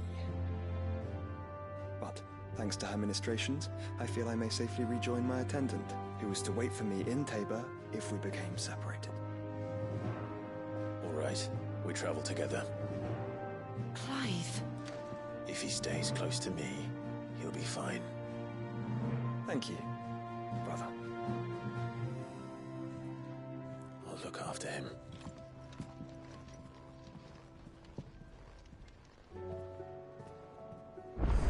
My attendant was with me in the Dominion before I primed. She would have watched the battle unfold and witnessed its outcome. I trust you'll be waiting for me in Tabor, where I can finally introduce you. You know how I feel about this, but your brother's stubbornness knows no bounds. I'm starting to think it runs in the family. Taya's right. Your brother is in no condition to travel. That's all I'll say on the matter. It's Mid, Gav, and your uncle we should be thinking about now.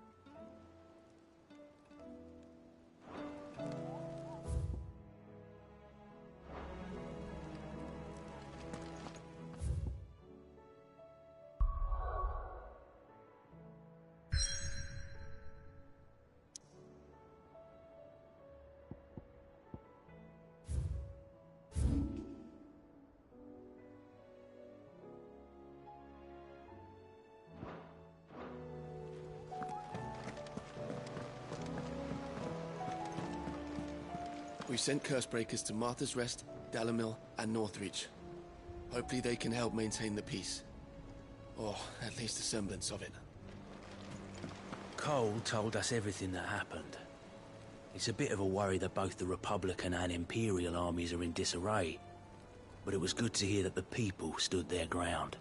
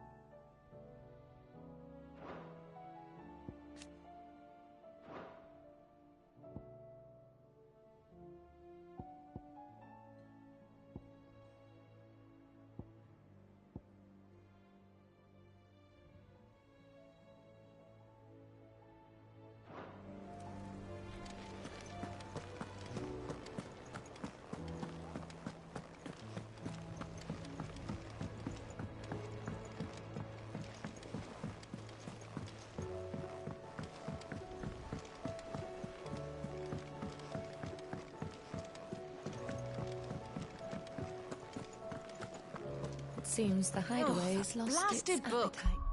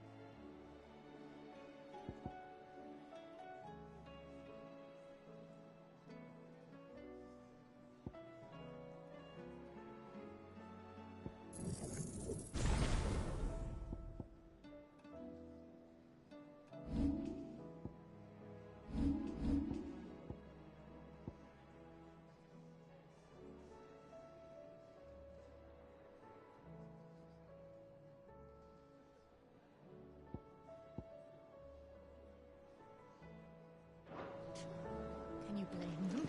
With the skies as they are?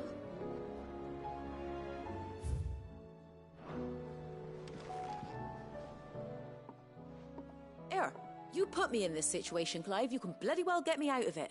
I need a hand with a recipe. Are you sure it's me you're looking for? I'm not much of a cook.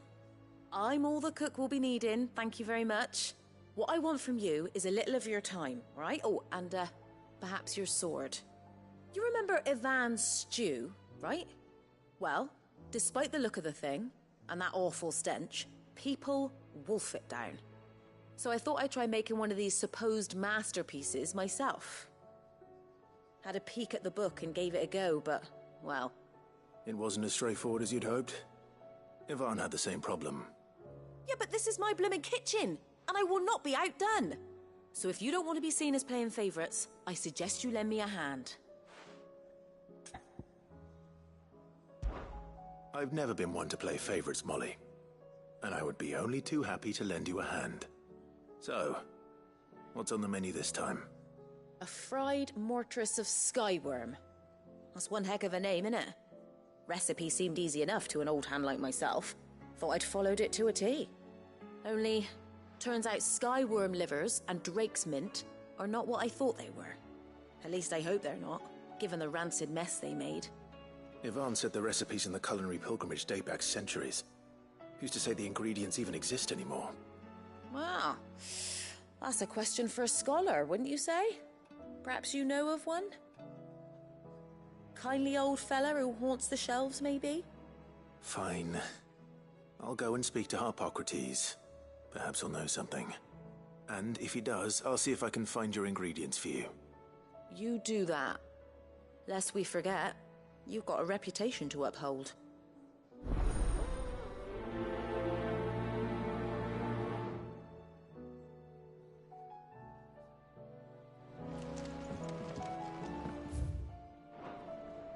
I thought I had it all worked out, but I'm buggered if I know where to find skyworm livers and drake's mint.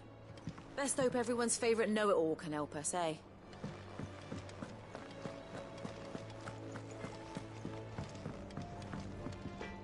Trouble with your gear, or... What's saying Fornian, dear?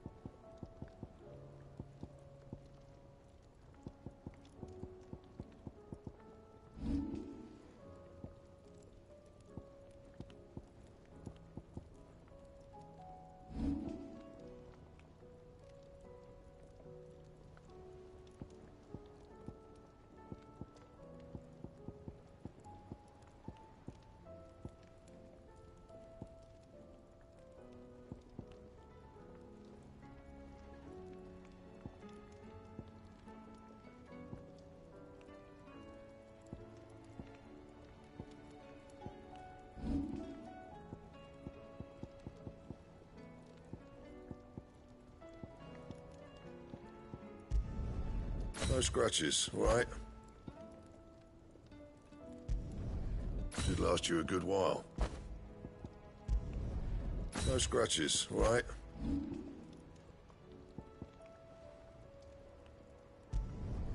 You can thank me later. Yeah, that should do you.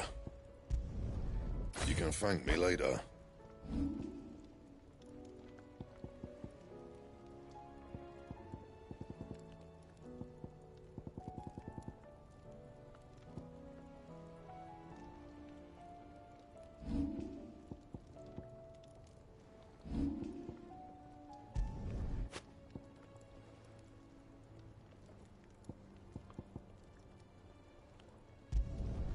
Not bad, if I do say so myself. You can thank me later.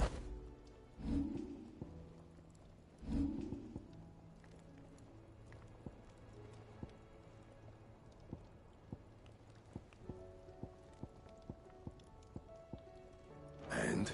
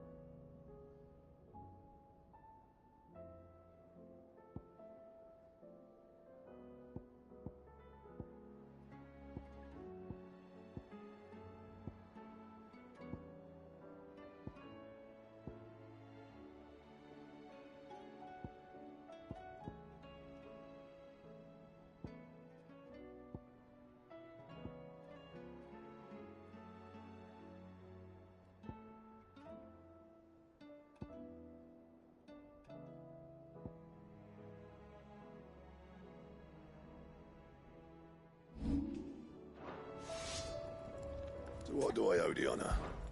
Not saying Fordian, do you?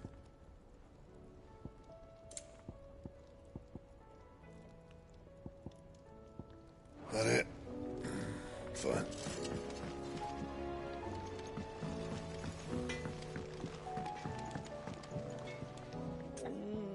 What am I gonna do?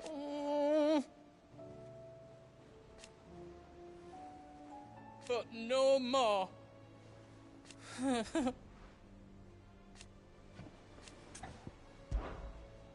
Is everything all right, Goots? You seem more discomposed than usual. Oh, I don't know what that means, but I'm in a bit of a muddle. Oh, I think Nan might be in trouble, and she's... It's all right. You can tell me.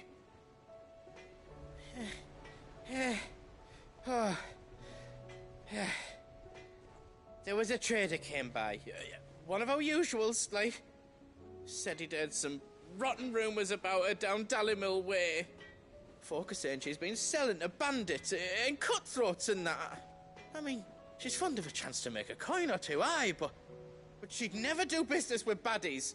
Especially not the kind who go hurting people who haven't done out. I wanted to ask her about it myself, but I'm scared she'll give us a tongue lashing. She'd never give your tongue a lashing, though, would she?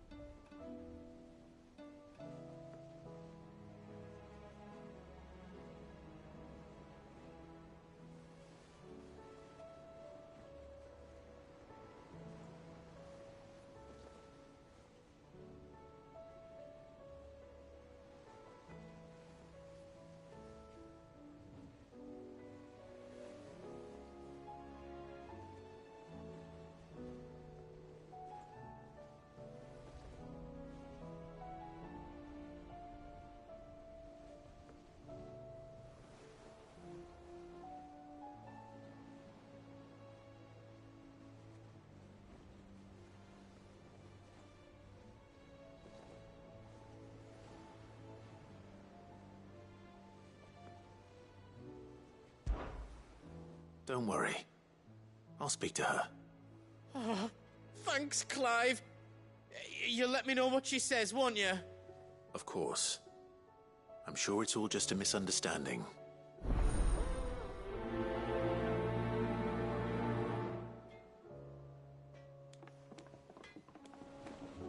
Nan sometimes sells swords and that, but never to anyone who's not a friend of ours. That's how it's been for as long as I've known her. You don't think it's true what people are saying, do you?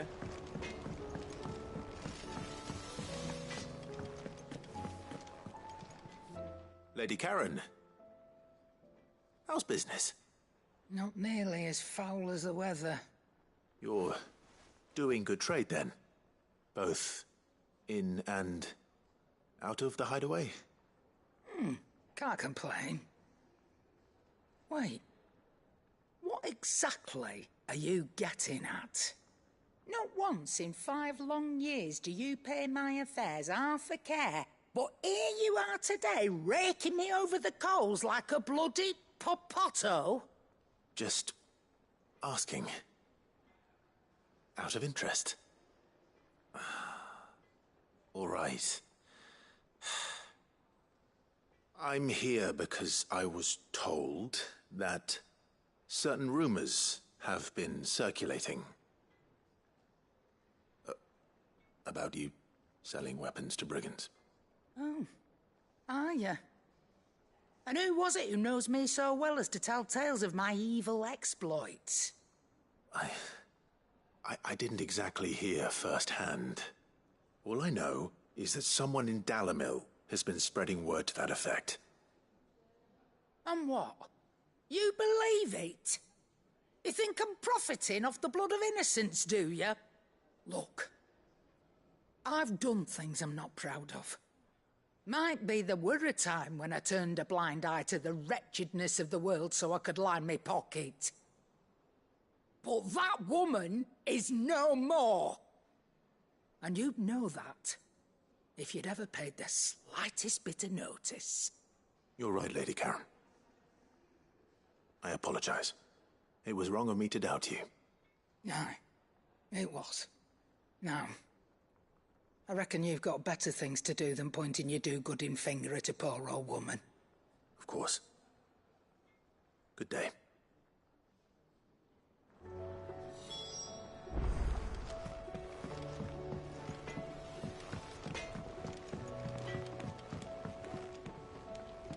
I spoke with Lady Karen. What did she say? That the rumors were unfounded, and that I was a fool for thinking they might hold any truth, along with some other things that made her feelings clear. And while it sounds like she may have done things she regretted in her past, she says those days are behind her. Oh, well, that's good. I knew Nan wasn't caught up in out bad. But why would people say she was? What did she ever do to them? It's not right. No, it's not. But people do things for all sorts of reasons. Perhaps we'll never know. Well, I'm going to find out. That trader, he said they were all talking about her in Dalimil. So that's where I'm going. I'll find someone who'll tell me, you'll see. Are you sure that's wise? Whoever's spreading these rumors means Karen ill. Oh, right. But that's why you'll be coming with me, isn't it, Clive? I suppose it is. I'll find out who's been making up lies about poor Nan, and when I do, I don't know what I'll do, but it won't be pretty.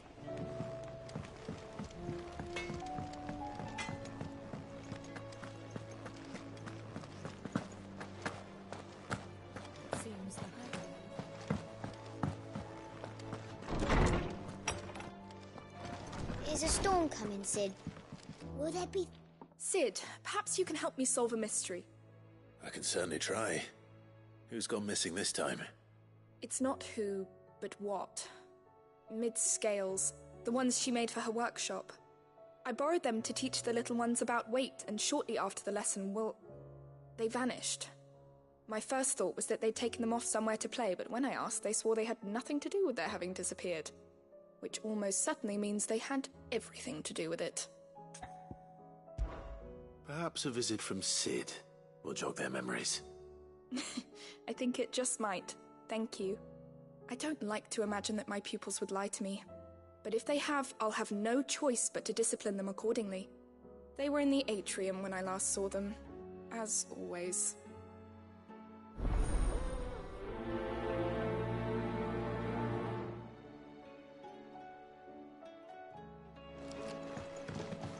My biggest worry is that the children have somehow damaged the scales, but are wary of asking for help because they think they'll be punished. And if I find out that's the case, I swear I'll take the switch to every last one of them.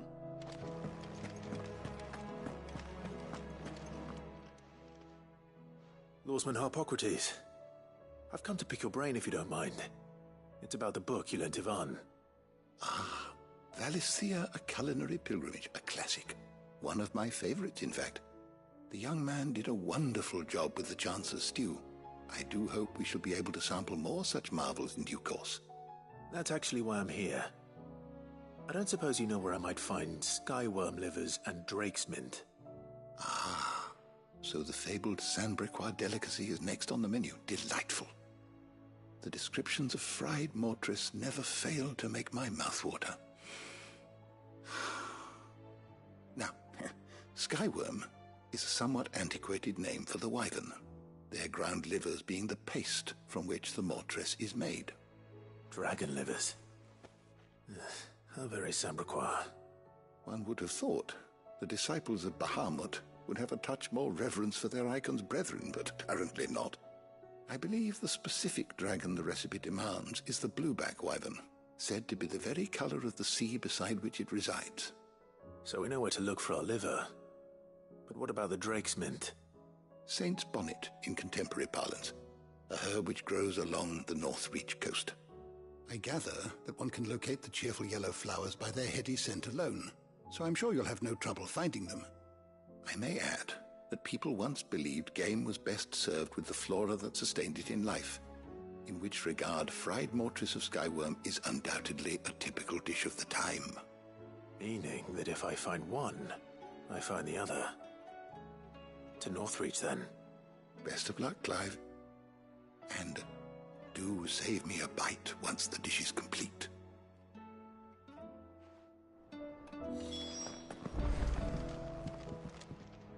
Good morrow to you, my friend. One can only speculate as to why fried mortris of skyworm might have fallen out of favor. Perhaps the rampant popularity of the dish led to a decline in the blueback wyvern population. Or perhaps fashion is to blame. A sprig of cheerful yellow drake's mint pinned to the lapel was once quite the statement among Sandbrequ's fashion-conscious nobility. Regardless, the only place you'll now find both herb and dragon is on the coast near Northreach. I have a few new notes that might interest you.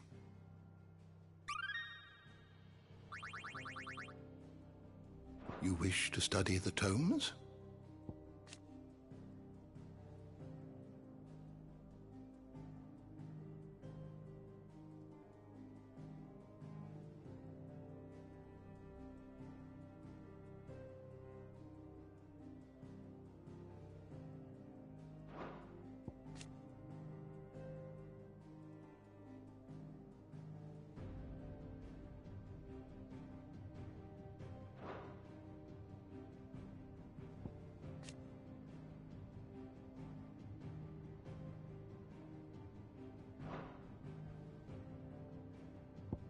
You are always welcome, Clive.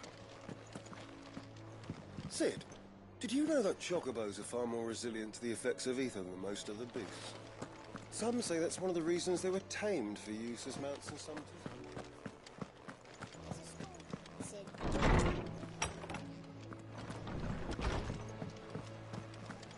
It seems the hideaway's lost its...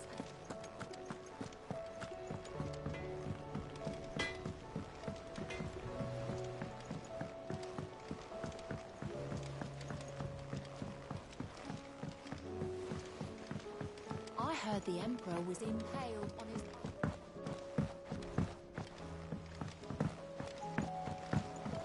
We're all gonna die! You hear me? The What do you reckon we should do? I say we should just tell Miss Shirley. You'll get us all straight. I'm telling you, I can fix them.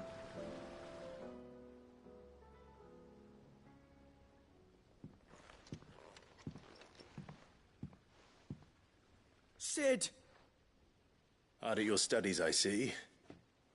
And what is that? It's not a set of scales, is it? No. Of course it isn't. Well, not anymore, it's not. Oh! And just how long hasn't it been one? We're sorry. But we didn't break them. We dismembered them. Just like Miss Mididol showed us. Miss Mididol? And why would she have you dismembering her creations? Because that's the only way to become a ninja-near. Miss Mididol said, the best way to see how something works is to take it apart and put it back together again. Well then, your work is already half done. Carry on. About that. The taking apart was easy enough, but it's the putting back we can't work out. Speak for yourself. The heavy thing goes at the bottom. Then...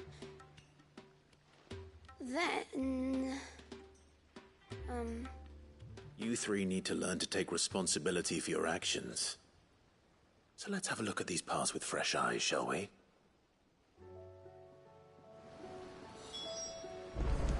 Must have been magic keeping those scales together. It's the only explanation.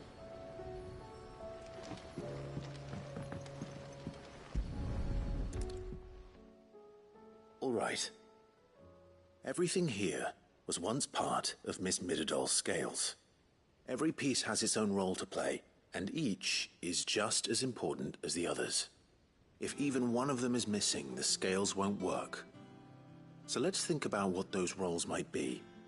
You already know one of the pieces, the body. Its role is to support everything else. But what of the others?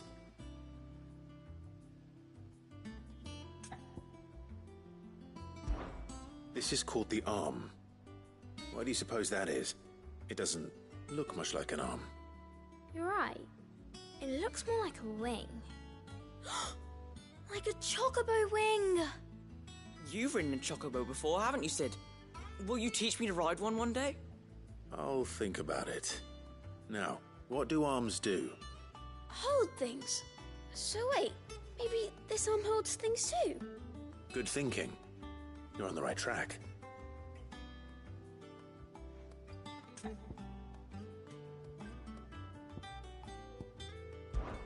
These round parts are called the pans.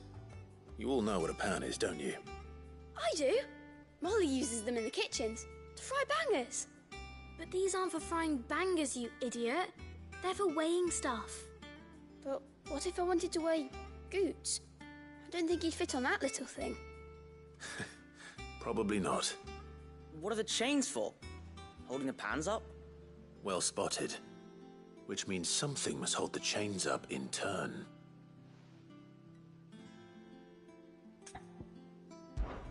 This tiny piece is what's called a cogwheel, or gear. Have you ever seen one before? I have. Miss Mididol's dungeon is full of them. Most are on the floor. She puts them in all her inventions. They spin round and round and round and round and... That's right. They're very useful when you want to make things move. Do you remember if there was anything on the scales that moved? I remember the arm moved when I tried weighing an apple. And then somebody ate it.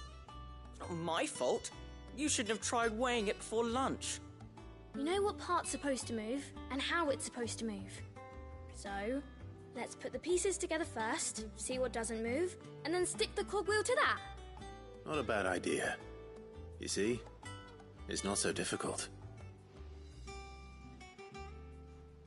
So, now that we've taken stock of the parts and learned what they do, what do you think?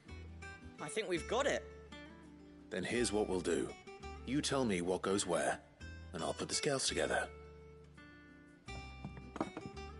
Well, obviously you need to start with the body. All the other pieces fit onto it, don't they? And the arms go on the body, just like real arms. Or wings, if you're a chocobo. And then the arms hold the pans by the chains. Very good. Let's see if that works. There. All finished.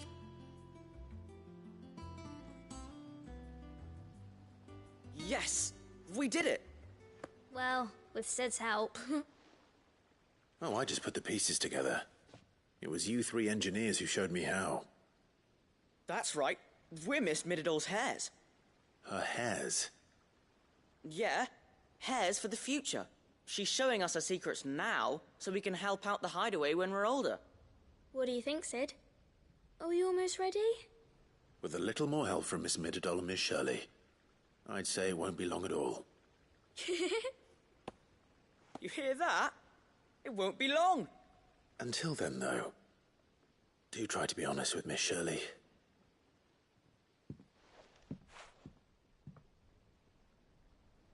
Hey, look! We never used the cogwheel. You don't think Sid forgot about it, do you?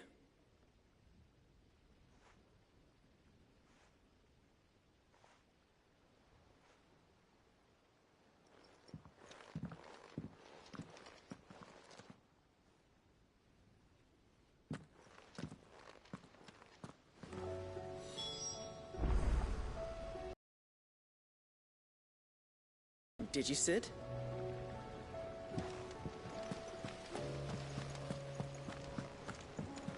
We're all gonna die! You hear me? The Akashic...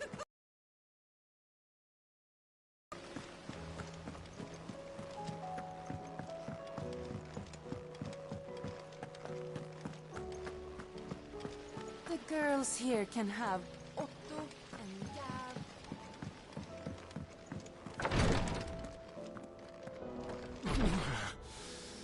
I'm getting too old for this. I can hardly lift my arms. The curses.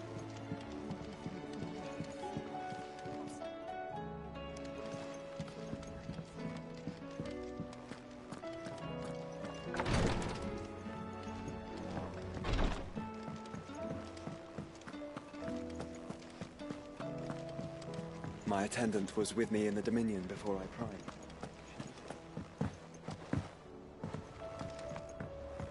Did you see that?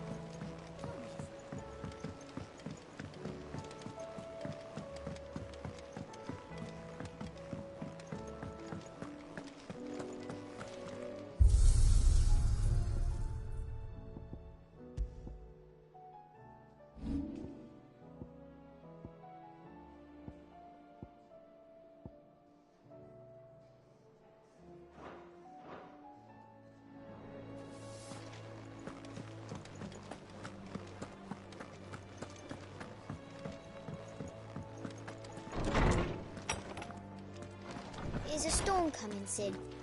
Will there be fun? Well, did you solve the mystery?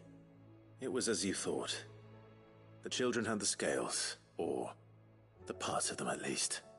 They dismantled them to see how they worked. Oh, no, Mid will have my head. Thankfully she won't. This might even have been her idea. Although I was the one who ended up teaching the lesson.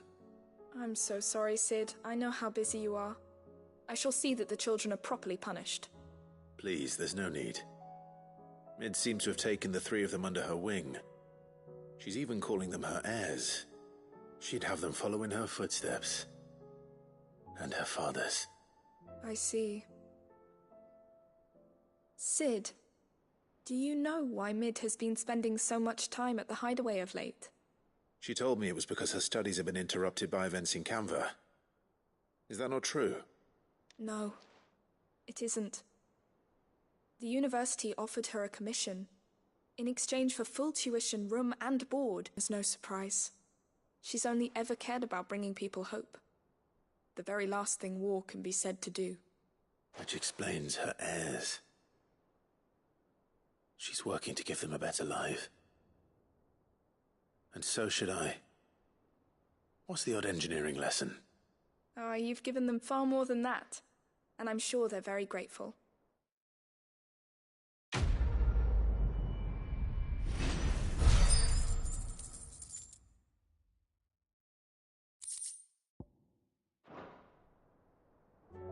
If Mid is teaching my pupils her secrets, I suppose I should brush up on some of them myself.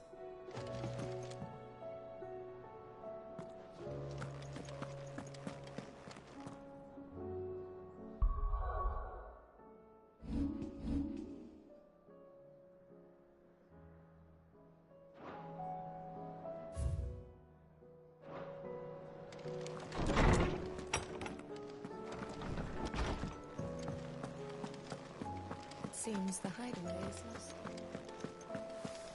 Did you see the pair that got hauled into tires? Aye.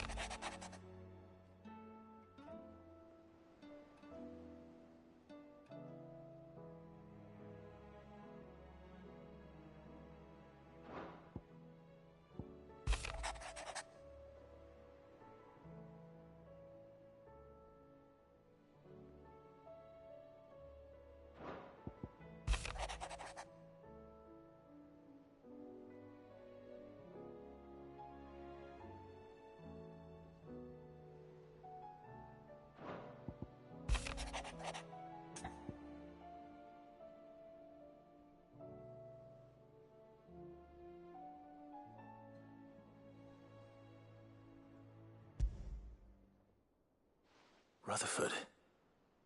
Wasn't that the name of my uncle's manservant? Why would he be at Martha's Rest?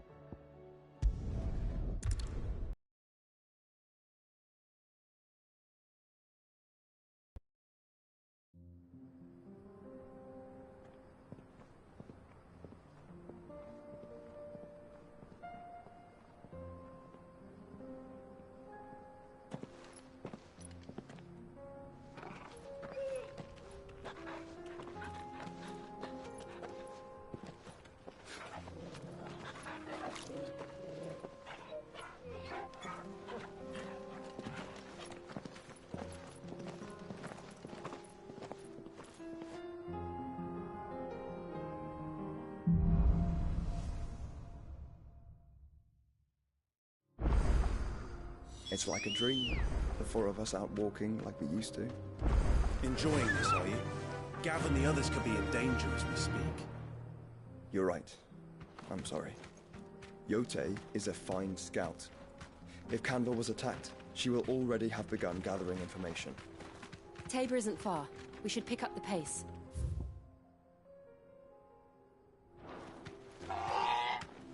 Run like the wind. We're not alone.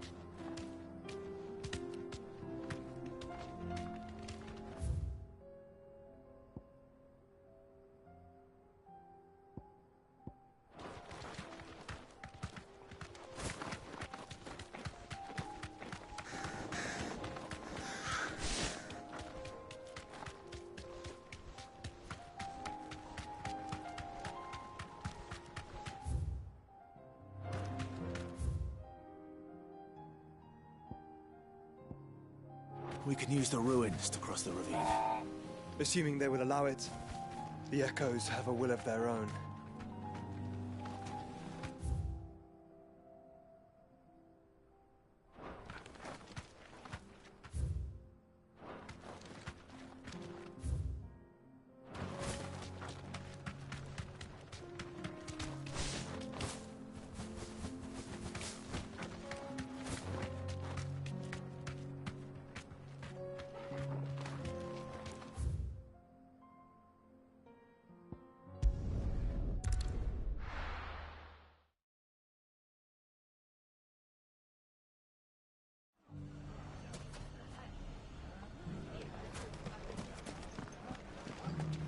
Bandits, maybe, no. But look what they've left us.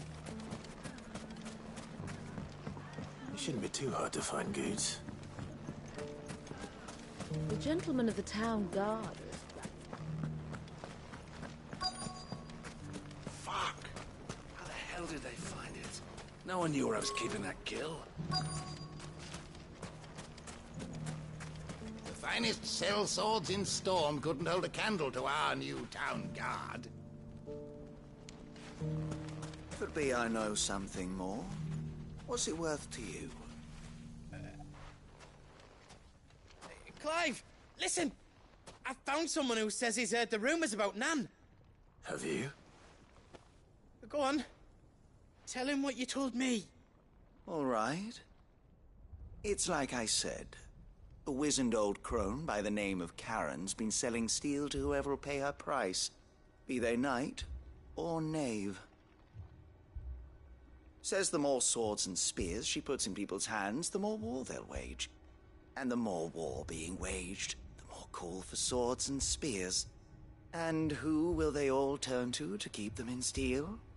Why, the good Reaper herself. And you've seen this Reaper at work?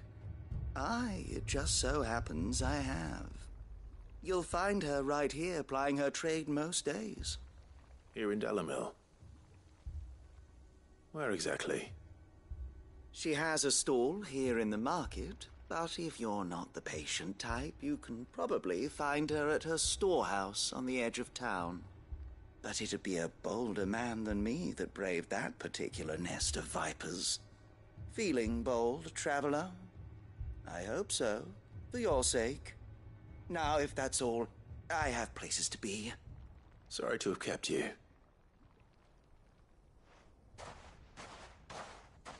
You don't think Nan's the Reaper, do you? Not unless she's discovered the secret of how to be in two places at once. Eh? What do you mean? Lady Karen hasn't left the hideaway in weeks. So who has been running this stall he spoke of? Good question. I'll go and have a look. And I'll visit this storehouse on the edge of town. All right, but be careful, Clive. You too, Goods.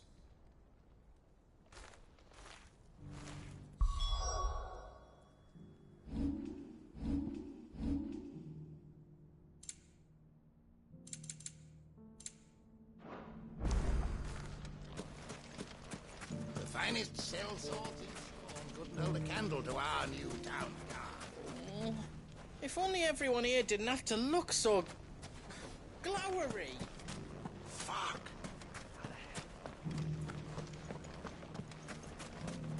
The gentleman of the town guard is back. What a mess. Where do we...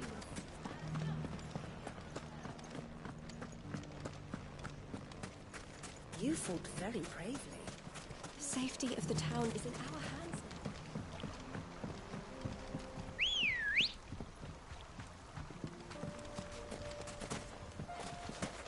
Ready, go?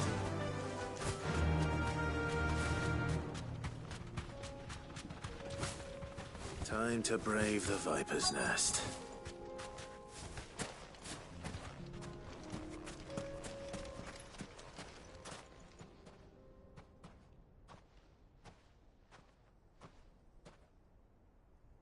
Just you, is it? Thought I might have laid it on a bit thick. It was a fairly unconvincing tale. So, what now? That's up to you. Die a slow death, or a quick one. Boys, he's all yours. But that sword is mine.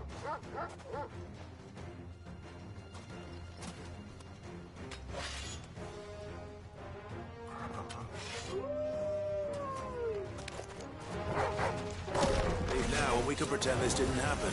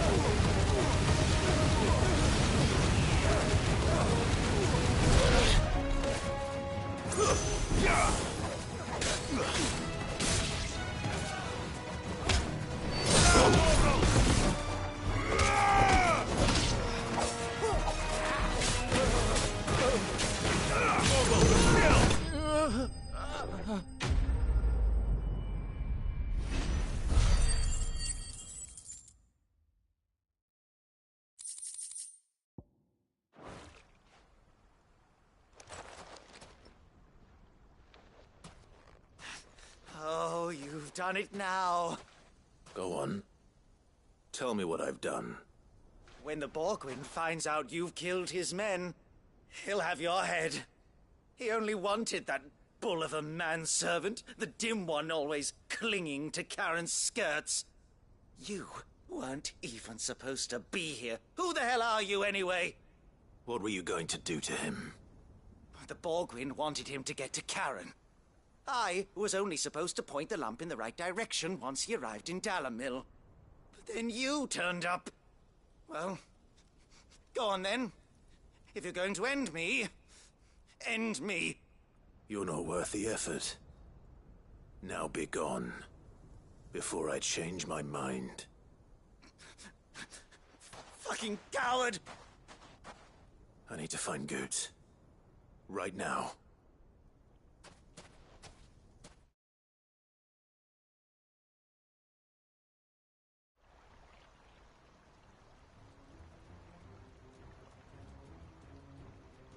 Get your filthy paws off me, you naughty-pated lout! Stop calling me names! And stop spreading them horrible lies about Nan! Well, that will be easy enough.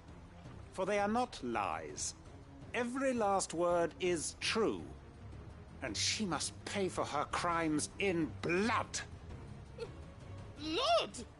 Goose, are you all right? He's gonna kill Nan! He said she had to pay in blood! After what she did, it is only right. She ruined my life and the lives of countless others. That loathsome harpy's very existence is a crime, and I will not allow it to continue. Goots, was it? I have no quarrel with you. Only with your employer.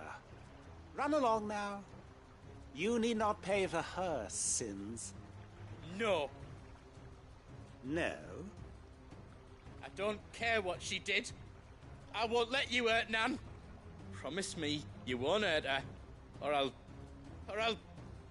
kill you myself! Goots, no. Enough, all of you! Karen. But how did you? You're a sight less clever than you think you are, the pair of you. Did you think I wouldn't notice the two of you slinking off together? Well, the whole thing got me thinking, who in Dalamil might bear me a grudge? And a certain snivelling shit I ran afoul of in my fairy years came to mind. Though it was just Bogan back then, wasn't it? I thought the years might have taught you some sense, but I see you're the same pants-pissing craven you've always been. What was it we called you? Wet legs? You bitch! Everything that happened, it was all your fault! And now you'll finally pay for what you did to me!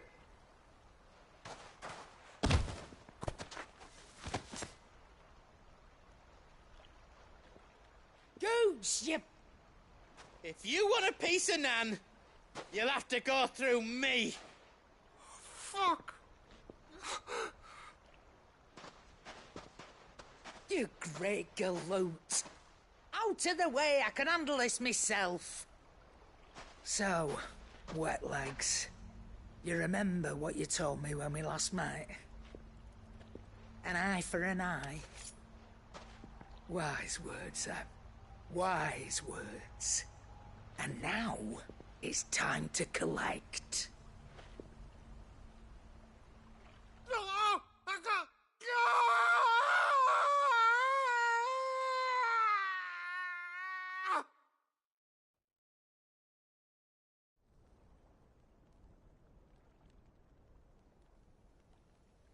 Sorry to keep you waiting. Is he... Dead? No. But I reckon he wishes he was. It isn't easy going through life one eye short of a pair. After all, I should know. You don't mean... Oh, don't tell me you didn't notice. Lost it to old Wet Legs back when we were working the same routes. Said I'd stolen from his strongbox. I'd done nothing of the sort, mind. But that didn't stop him taking his little revenge. So I took some of my own. Sorry, lost everything. His coin, his clients. Always knew he'd be back one day to claim his due. But he crossed a line dragging poor Goots into this. He didn't hurt you, did he? No, Nan. Still got all my arms, see? Legs too. But what if he comes back again? What if he does? First we take the other eye, then we work our way down. He'll learn his lesson soon enough. But something tells me the Wet Legs has learned it already. Right. Let's get you back to the hideaway. You've attracted quite enough attention already. Ta-ra, Clive. Remind me never to cross you, Karen.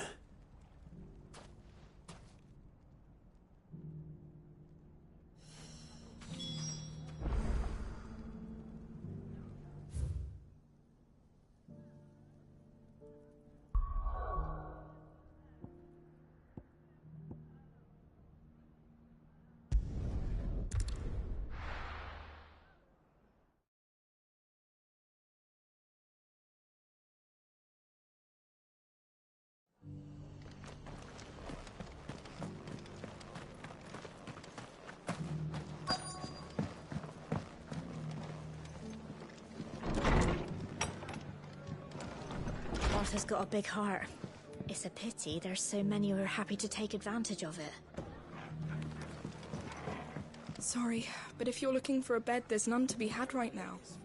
We're already sharing our cots with masterless bearers and those who fled the floods, and more seem to wash up at our door every day. If it is true, we might finally have a chance to get our country back. The fates seem bent on driving me from my inn. But if they want me out, they're gonna have to try harder.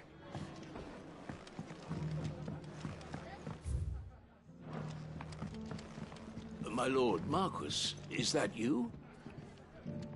It is you. Then you received my letter. I am Sebastian Rutherford, chief steward of your lord uncle's estate. Of course. We met once before. Yes, my lord. Thank you for coming. And what was so sensitive that you couldn't put it in writing? 1,000 apologies, my lord. I did not mean to offend. I merely... It's all right. Continue. I am here at Martha's Rest, at the behest of your lord uncle, tasked with learning what I am able of the realm's current state of affairs. And what I have learned is grim. The fall of the Mother Crystals has left Storm in a state of utter disarray. The subsequent darkening of the heavens has only made things worse. Akashic attacks, once unthinkable, are now commonplace. The gears of governance have ground to a halt, and without a steady hand on the tiller, the realm threatens to drift into utter chaos. Your lord uncle, however, believes there is a way to avoid this fate, and is determined to see it set in motion. That sounds like quite the undertaking. It is. Hence my having enlisted the aid of several colleagues serving the 7 high houses. Alas, I have lost contact with 2 of those colleagues already. They are both able-bodied and trained in the sword, yet in these dark times even that may not prove sufficient to keep a man safe on the road. So you want me to find them? I'll need to know where they went. One I sent to investigate the Republic, the other the old Imperial capital of Oriflamme. That doesn't exactly narrow it down. I suppose I'll start in Dalamil and work my way east. Thank you, my lord. I shall pray for your success and safety. My associate in Dhalmekia would have had to pass through the Republic's checkpoints to gain entry to the capital. Perhaps someone in Dalimil or Tabor would have seen him.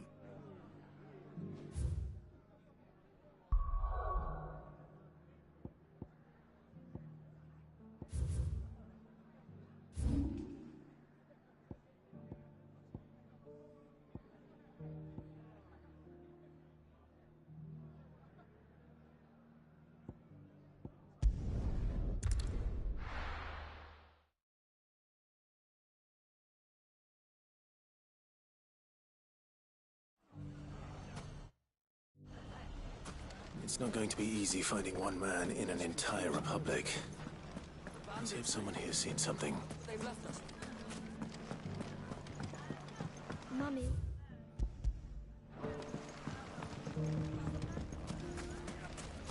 The gentlemen of the town guards.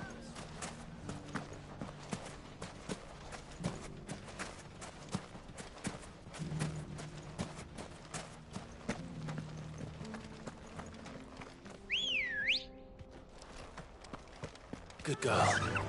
Faster!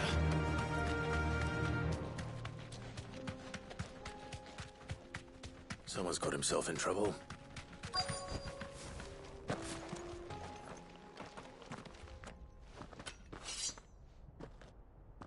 I don't see your master here, so you can start by giving us all the coppers in your purse. I already told you, I have nothing. Then maybe we'll take that pretty outfit and the steel you're wearing. Please! These men are trying to rob me! I'll deal with this. Thank you. You that one's master, then? If you'd kindly pay the coin he owes us, we can pretend you didn't draw your blade on Republican soldiers. Or you can go back to your garrison and I won't report you to your captain. Oh, you're more than welcome to. He hasn't had many visitors since we slit his throat.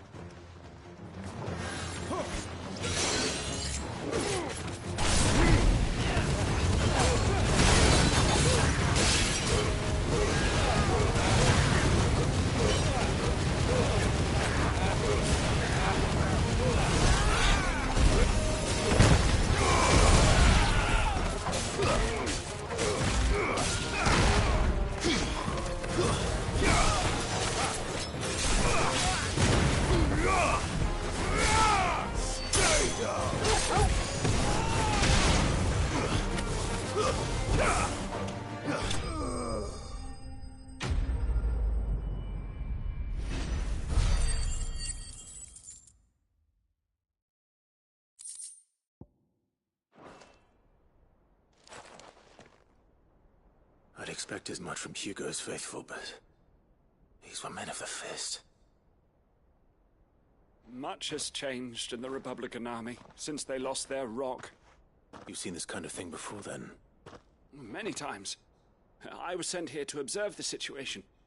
You're one of Rutherford's men. He sent me to look for you. Well, then you have my thanks. I fancy I could defend myself against one, perhaps two, but a whole regiment. I arrived in Dalimil several days ago, but when I called upon the captain of the local garrison to make inquiries, his men confiscated my effects and locked me in a cell. The captain is no more, and his men make the rules now. Fortunately, I was able to bribe my way free, only to be stopped again by those soldiers you so kindly dispatched. What of the Fist's central command? Surely they wouldn't allow such lawlessness amongst their ranks. I would imagine they are unaware of it. Most of the army has fallen back to the capital and hunkered down behind her walls. Those who weren't recalled now rule the fringes unchecked, answering to no one but themselves. Then it's worse than we imagined. You should return to Rosaria. It's not safe here. I'll find a caravan heading north. You won't mind if I borrow one of these soldiers' coin purses?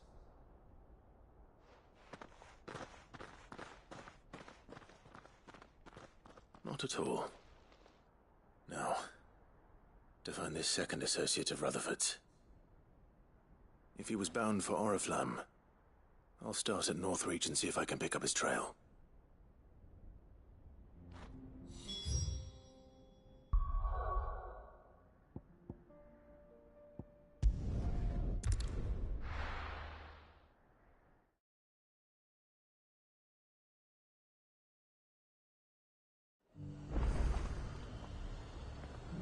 There's a lot of road between here and the capital. Rutherford's man could be anywhere.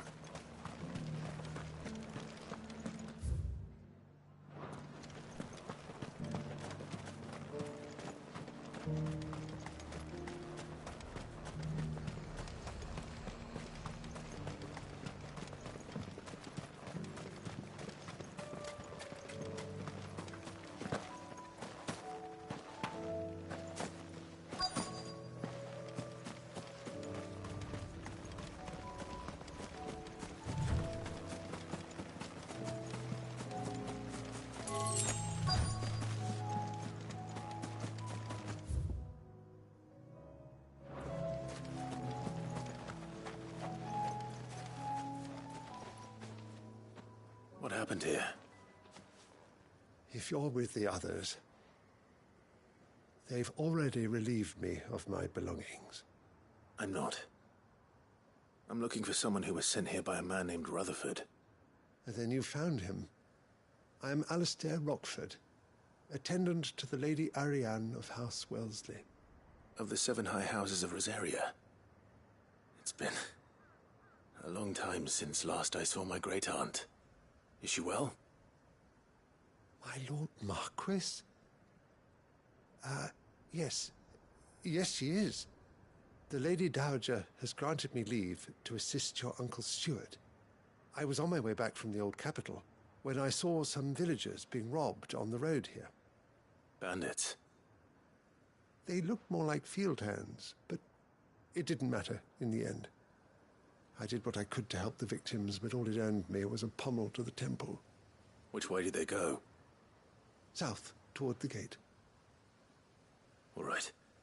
I'll take care of them. Founder knows I've met enough of their kind. You head back to Northreach, visit the Vale, tell them I sent you. Thank you. I shall. Founder be your shield. It was only a short while ago that I was assaulted. If you hurry south, you may find those who did this.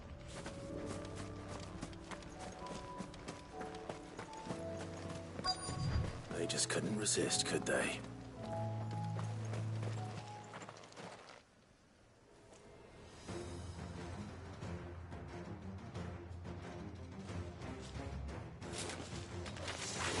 This one's ours, pretty boy.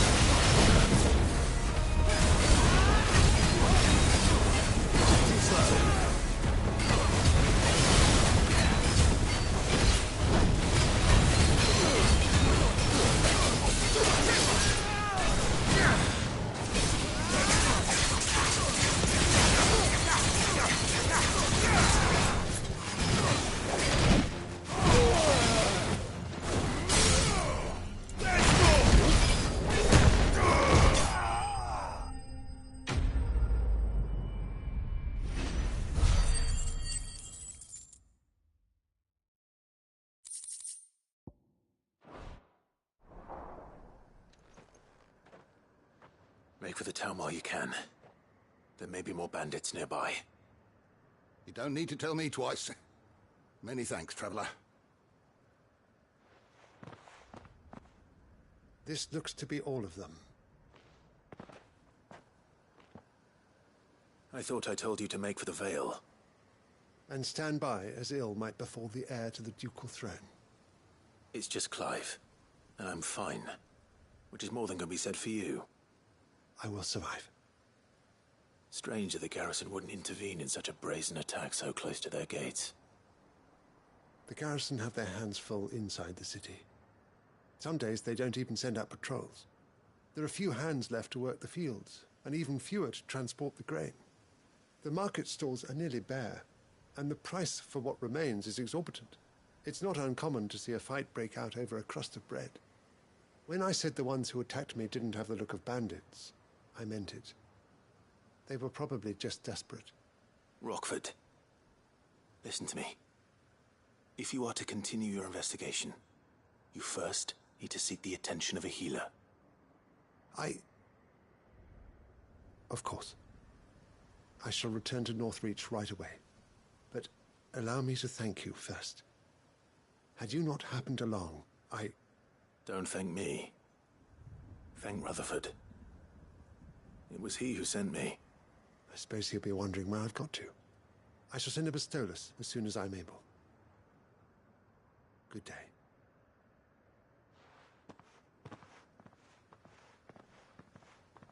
My uncle certainly has his work cut out for him. If it isn't already too late. I should go and tell Rutherford that his colleagues are still in one piece.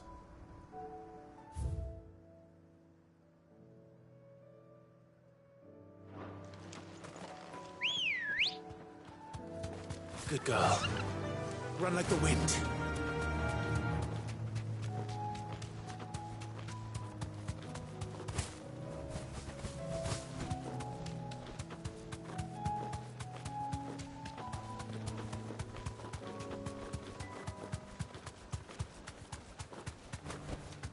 Back to the stables, girl.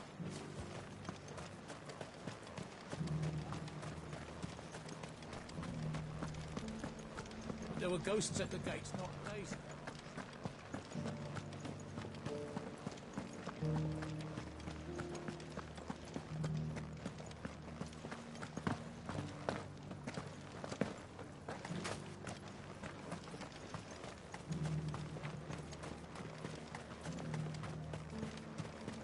You heard the Herald? Captain said it was you who slew the, whatever they were. And for that, you have our thanks. Now that we know how to fight them, I hazard we'll fare a little better the next time they attack.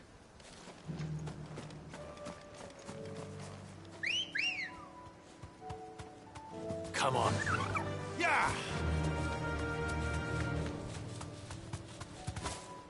Hippocrates said I should be able to find what I'm looking for somewhere nearby. Bright blue dragons and bright yellow flowers.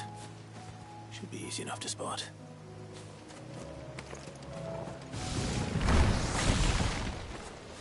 This must be our wyvern. All right. Let's get this over with.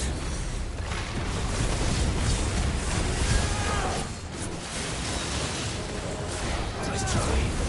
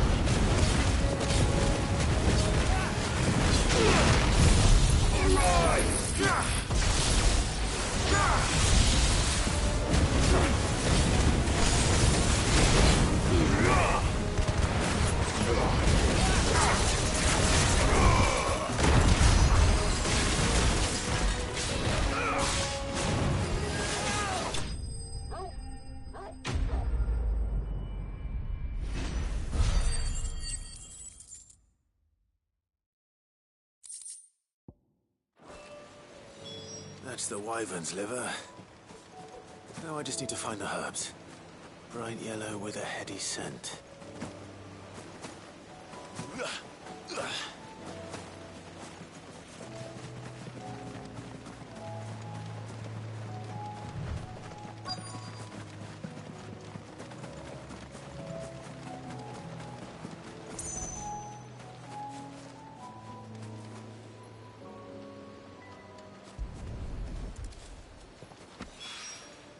I think that's everything Molly needs to resurrect her recipe. Better head back.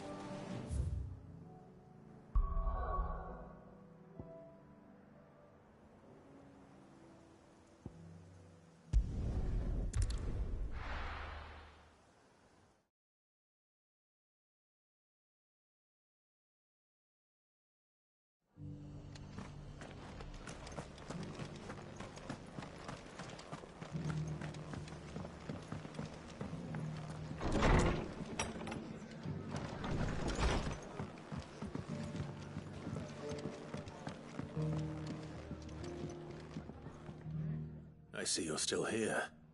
The Rest's location affords a constant flow of traders, and with it, a constant flow of information. Speaking of which, I received word from both my associates. They have resumed their investigations, thanks to you. I only happened to be in the right place at the right time. They both seem to think the realm's prospects rather grim. I am afraid that grim would be putting it lightly. Storm is in crisis, and if we are to free her, we must work quickly. And we must work together. Such is your Lord Uncle's wish. As it is mine.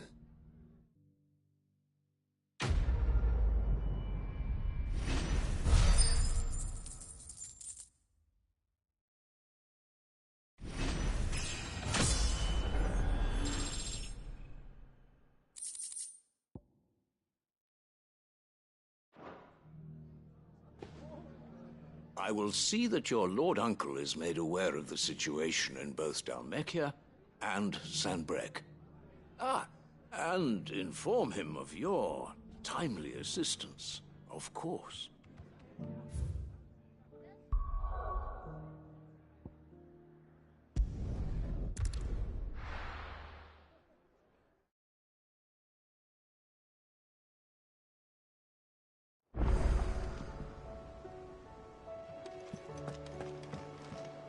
Mindless though they are, an Akashic horde large enough to besiege the free cities is not to be trifled with. We must proceed with caution.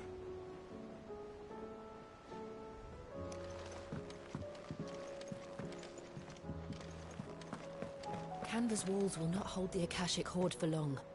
We can only hope they hold it for long enough. It seems the hideaway's lost its appetite. So, did you have that word with Tomes then? I did, and he was as helpful as ever. He told me exactly where to look, in fact.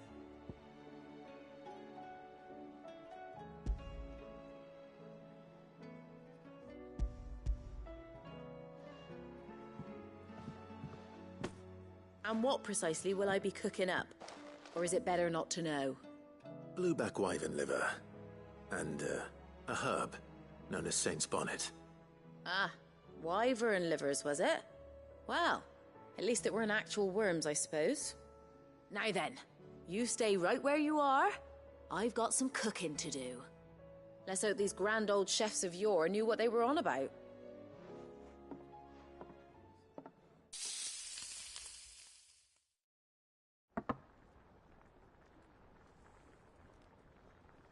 And here we have it. Fried mortress of skyworm. Ivan's offered to make sure it's fit for consumption. Well, I say offered. He as good as begged. And rightly so. Is there any higher honor than partaking in a slice of culinary history?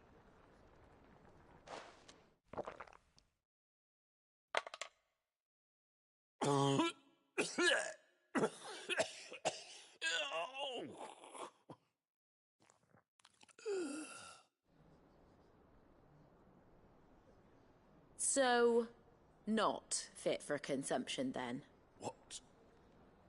witchery is this?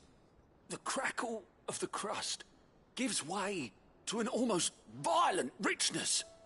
Yet it is the piquant kiss of the saint's bonnet that tames this savage dish. It is a tour de force, a force of nature even, a maelstrom of flavour and sensation, a graceful beast emerging from centuries of slumber. I think he likes it. Well, I can't quite tell with all that nonsense he's talking, but I reckon you might be right. It was decent then, I take it. Decent? It's remarkable, and I defy any man to say a word to the contrary. Sid, might I suggest that you command a party of your finest men and women to procure a dozen blueback wyverns forthwith? I'll give it some thought.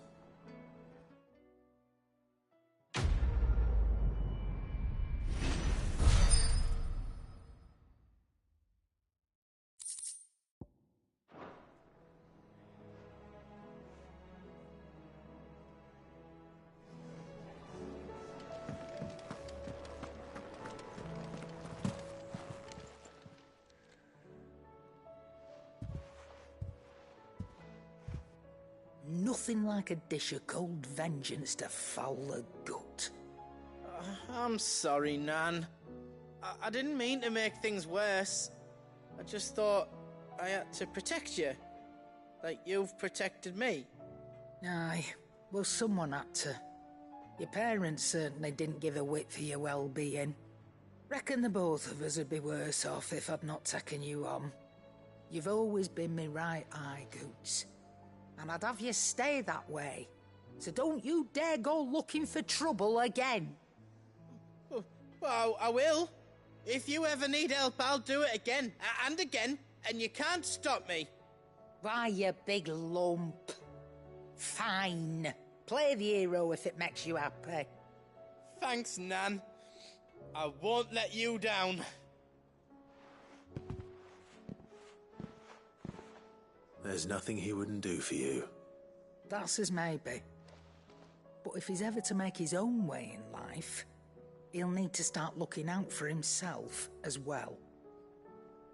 Till then, he'll need people to watch his back, just like you did in Dalamil. Don't think I didn't appreciate that. Of course.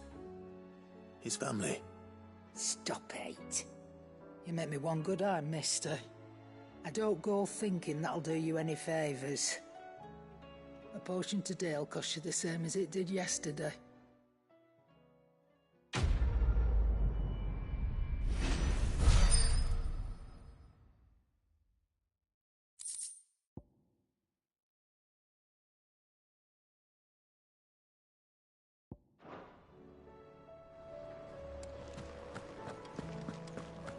Seems the hideaway is lost.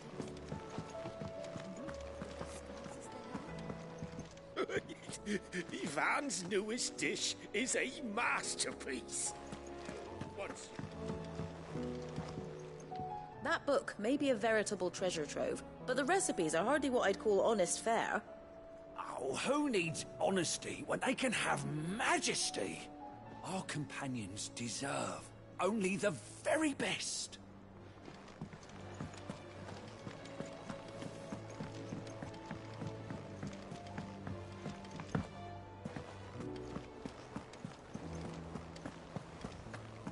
Did you see that? Tell me you saw it.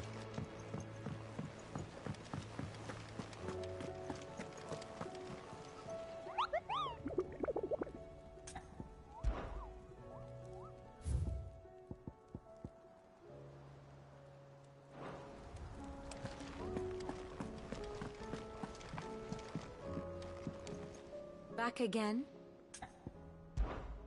What is it that you wish to learn? Here you are.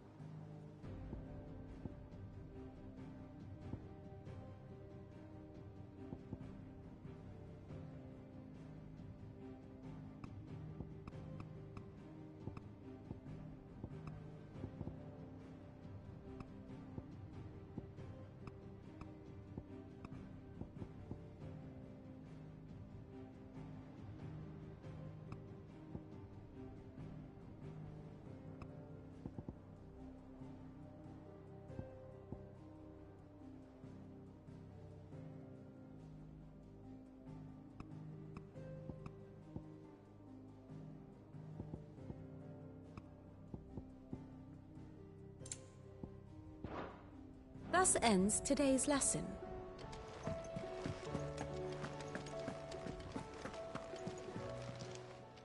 Clive!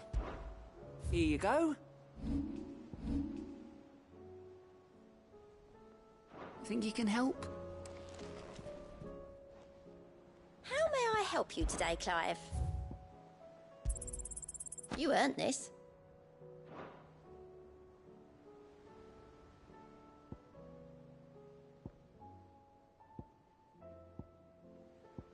Best of luck out there, Sid. We sent Cursebreakers to Martha's Rest, Dalamil, and Northreach.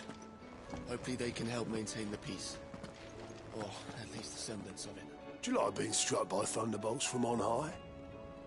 Then don't let anything happen to Mid. Yeah?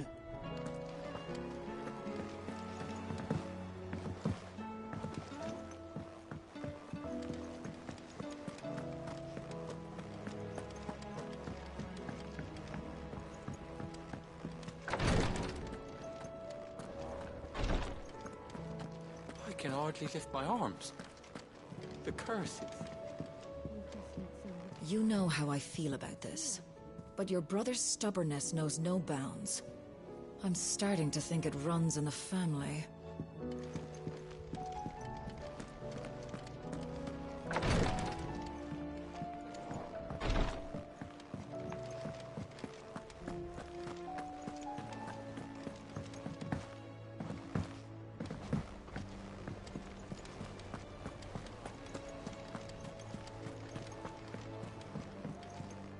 Will we ever see the sun again?